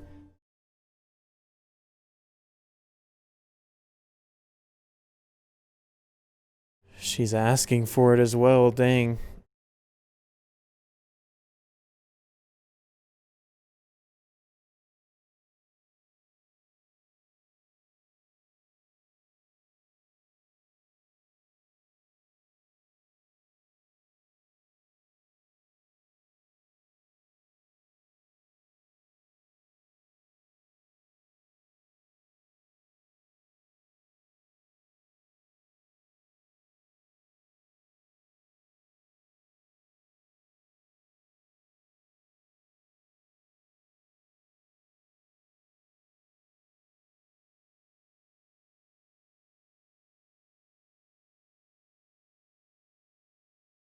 Oh man, this is tense with the music and with her just saying shoot me over and over. My heart's racing.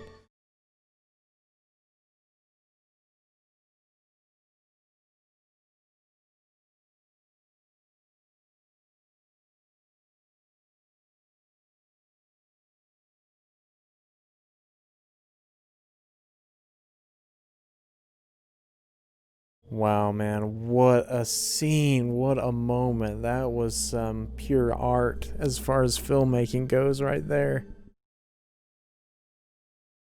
That was just so brilliantly done. Definitely a massive change in Joker's character.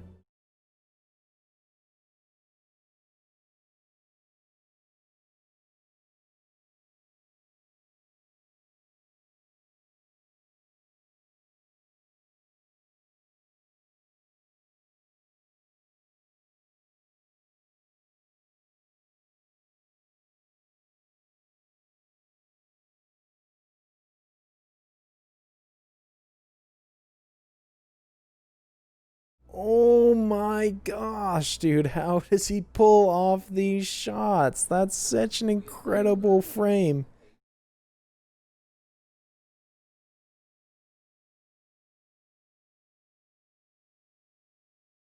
So interesting how he's the one with the helmet that says Born to Kill, and yet his kill was the hardest of anyone's in the movie.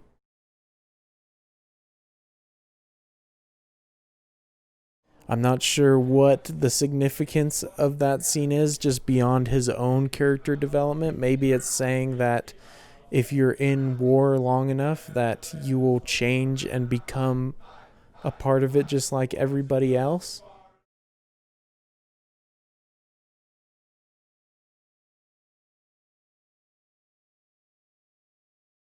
But it also could just be as simple as just showing how his character took such an effort to kill him while everyone else was just kind of mocking him.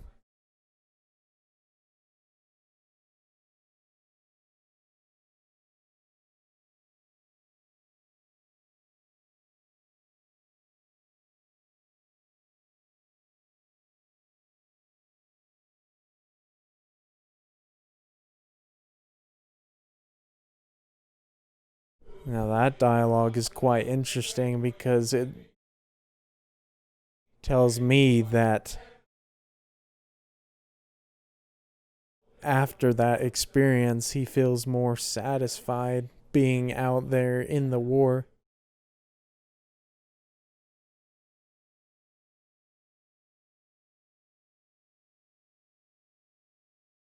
Is it really going to end right there? Wow, man. Holy cow. I think that's a fantastic point to end the movie.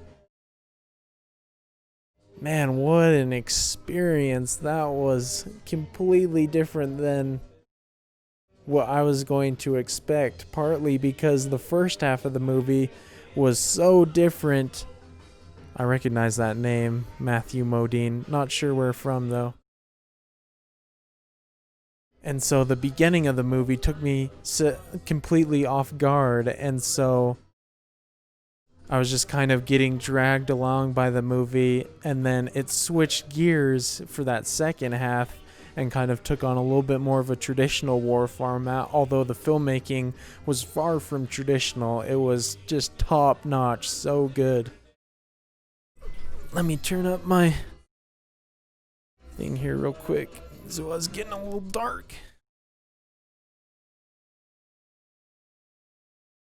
But I absolutely love how the peak moment, the big change for his character, was where the movie decided to end and do its climactic moment.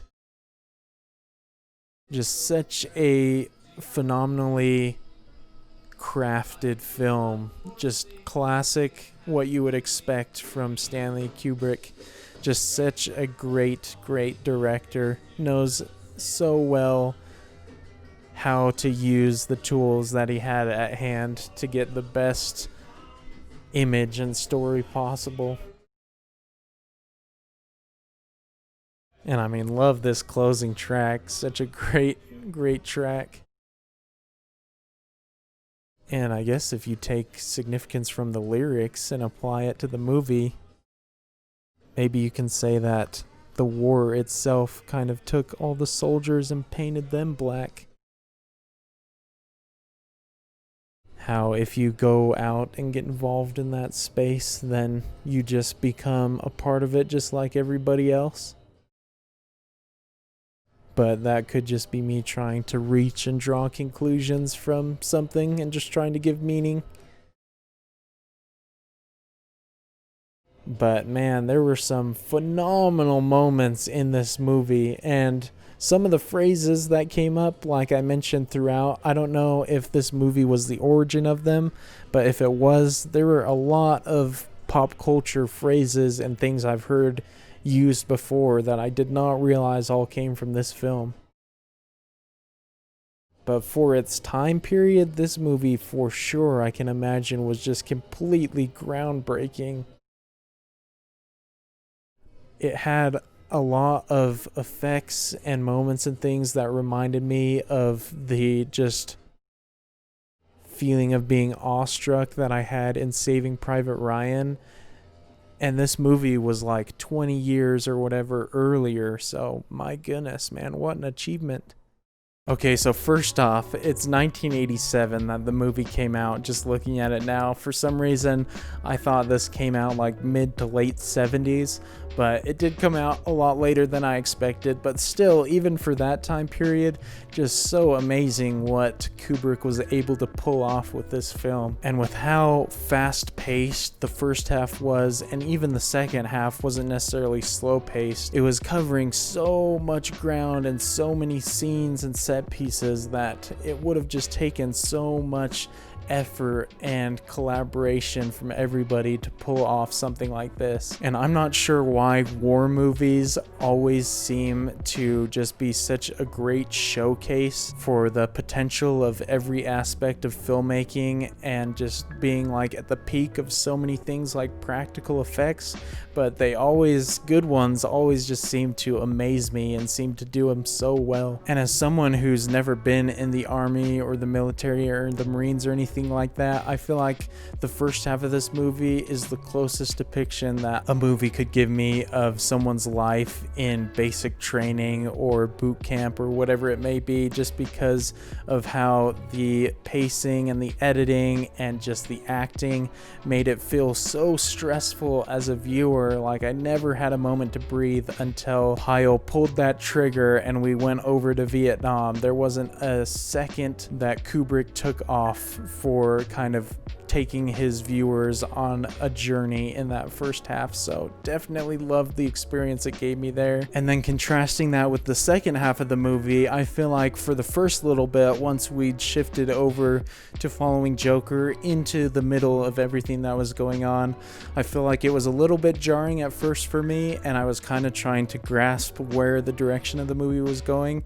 But once we'd kind of gotten into that first skirmish, and then especially when we got into that last abandoned town kind of slow building battle just with that one sniper, I feel like I really loved the experience I got from that part of the movie as well. And I feel like I have to separate the two because they're so different in style and storytelling, but they're both very well done. And I don't know if all the interpretations of character development and meanings beyond the frames were correct that I gathered from it. If they were or if they weren't, as always, let me know. That's why I enjoy doing these videos, is because we can always have a discussion, and I always learn very quickly if I was right or if I was wrong about something. But I feel like it was a great kind of more honest take on warfare and how it changes people and how it's not always done with the best motivations, and how both sides don't necessarily have the best people fighting the war. I didn't really know any other actors besides Vincent D'Onofrio, but I feel like everyone did a really great job. I recognized Matthew Modine's name at the end, who I assume played Joker. I don't remember what I know him from, but he gave a great performance, especially since he kind of became the main character, the one who was carrying us throughout the film. I think he was definitely the right character for an audience member like myself to kind of follow throughout, because it seemed like he was going through the most inner turmoil and even outwardly manifested with the peace sign and then the Born to Kill written on his helmet. Just a walking contradiction, pretty much, to quote Taxi Driver. But I don't think anyone did a better job in this film in acting than the drill sergeant, who I mistakenly was calling Captain in the beginning. But my goodness, man, he was just reading off lines like crazy for whatever it was, 30 minutes or more straight.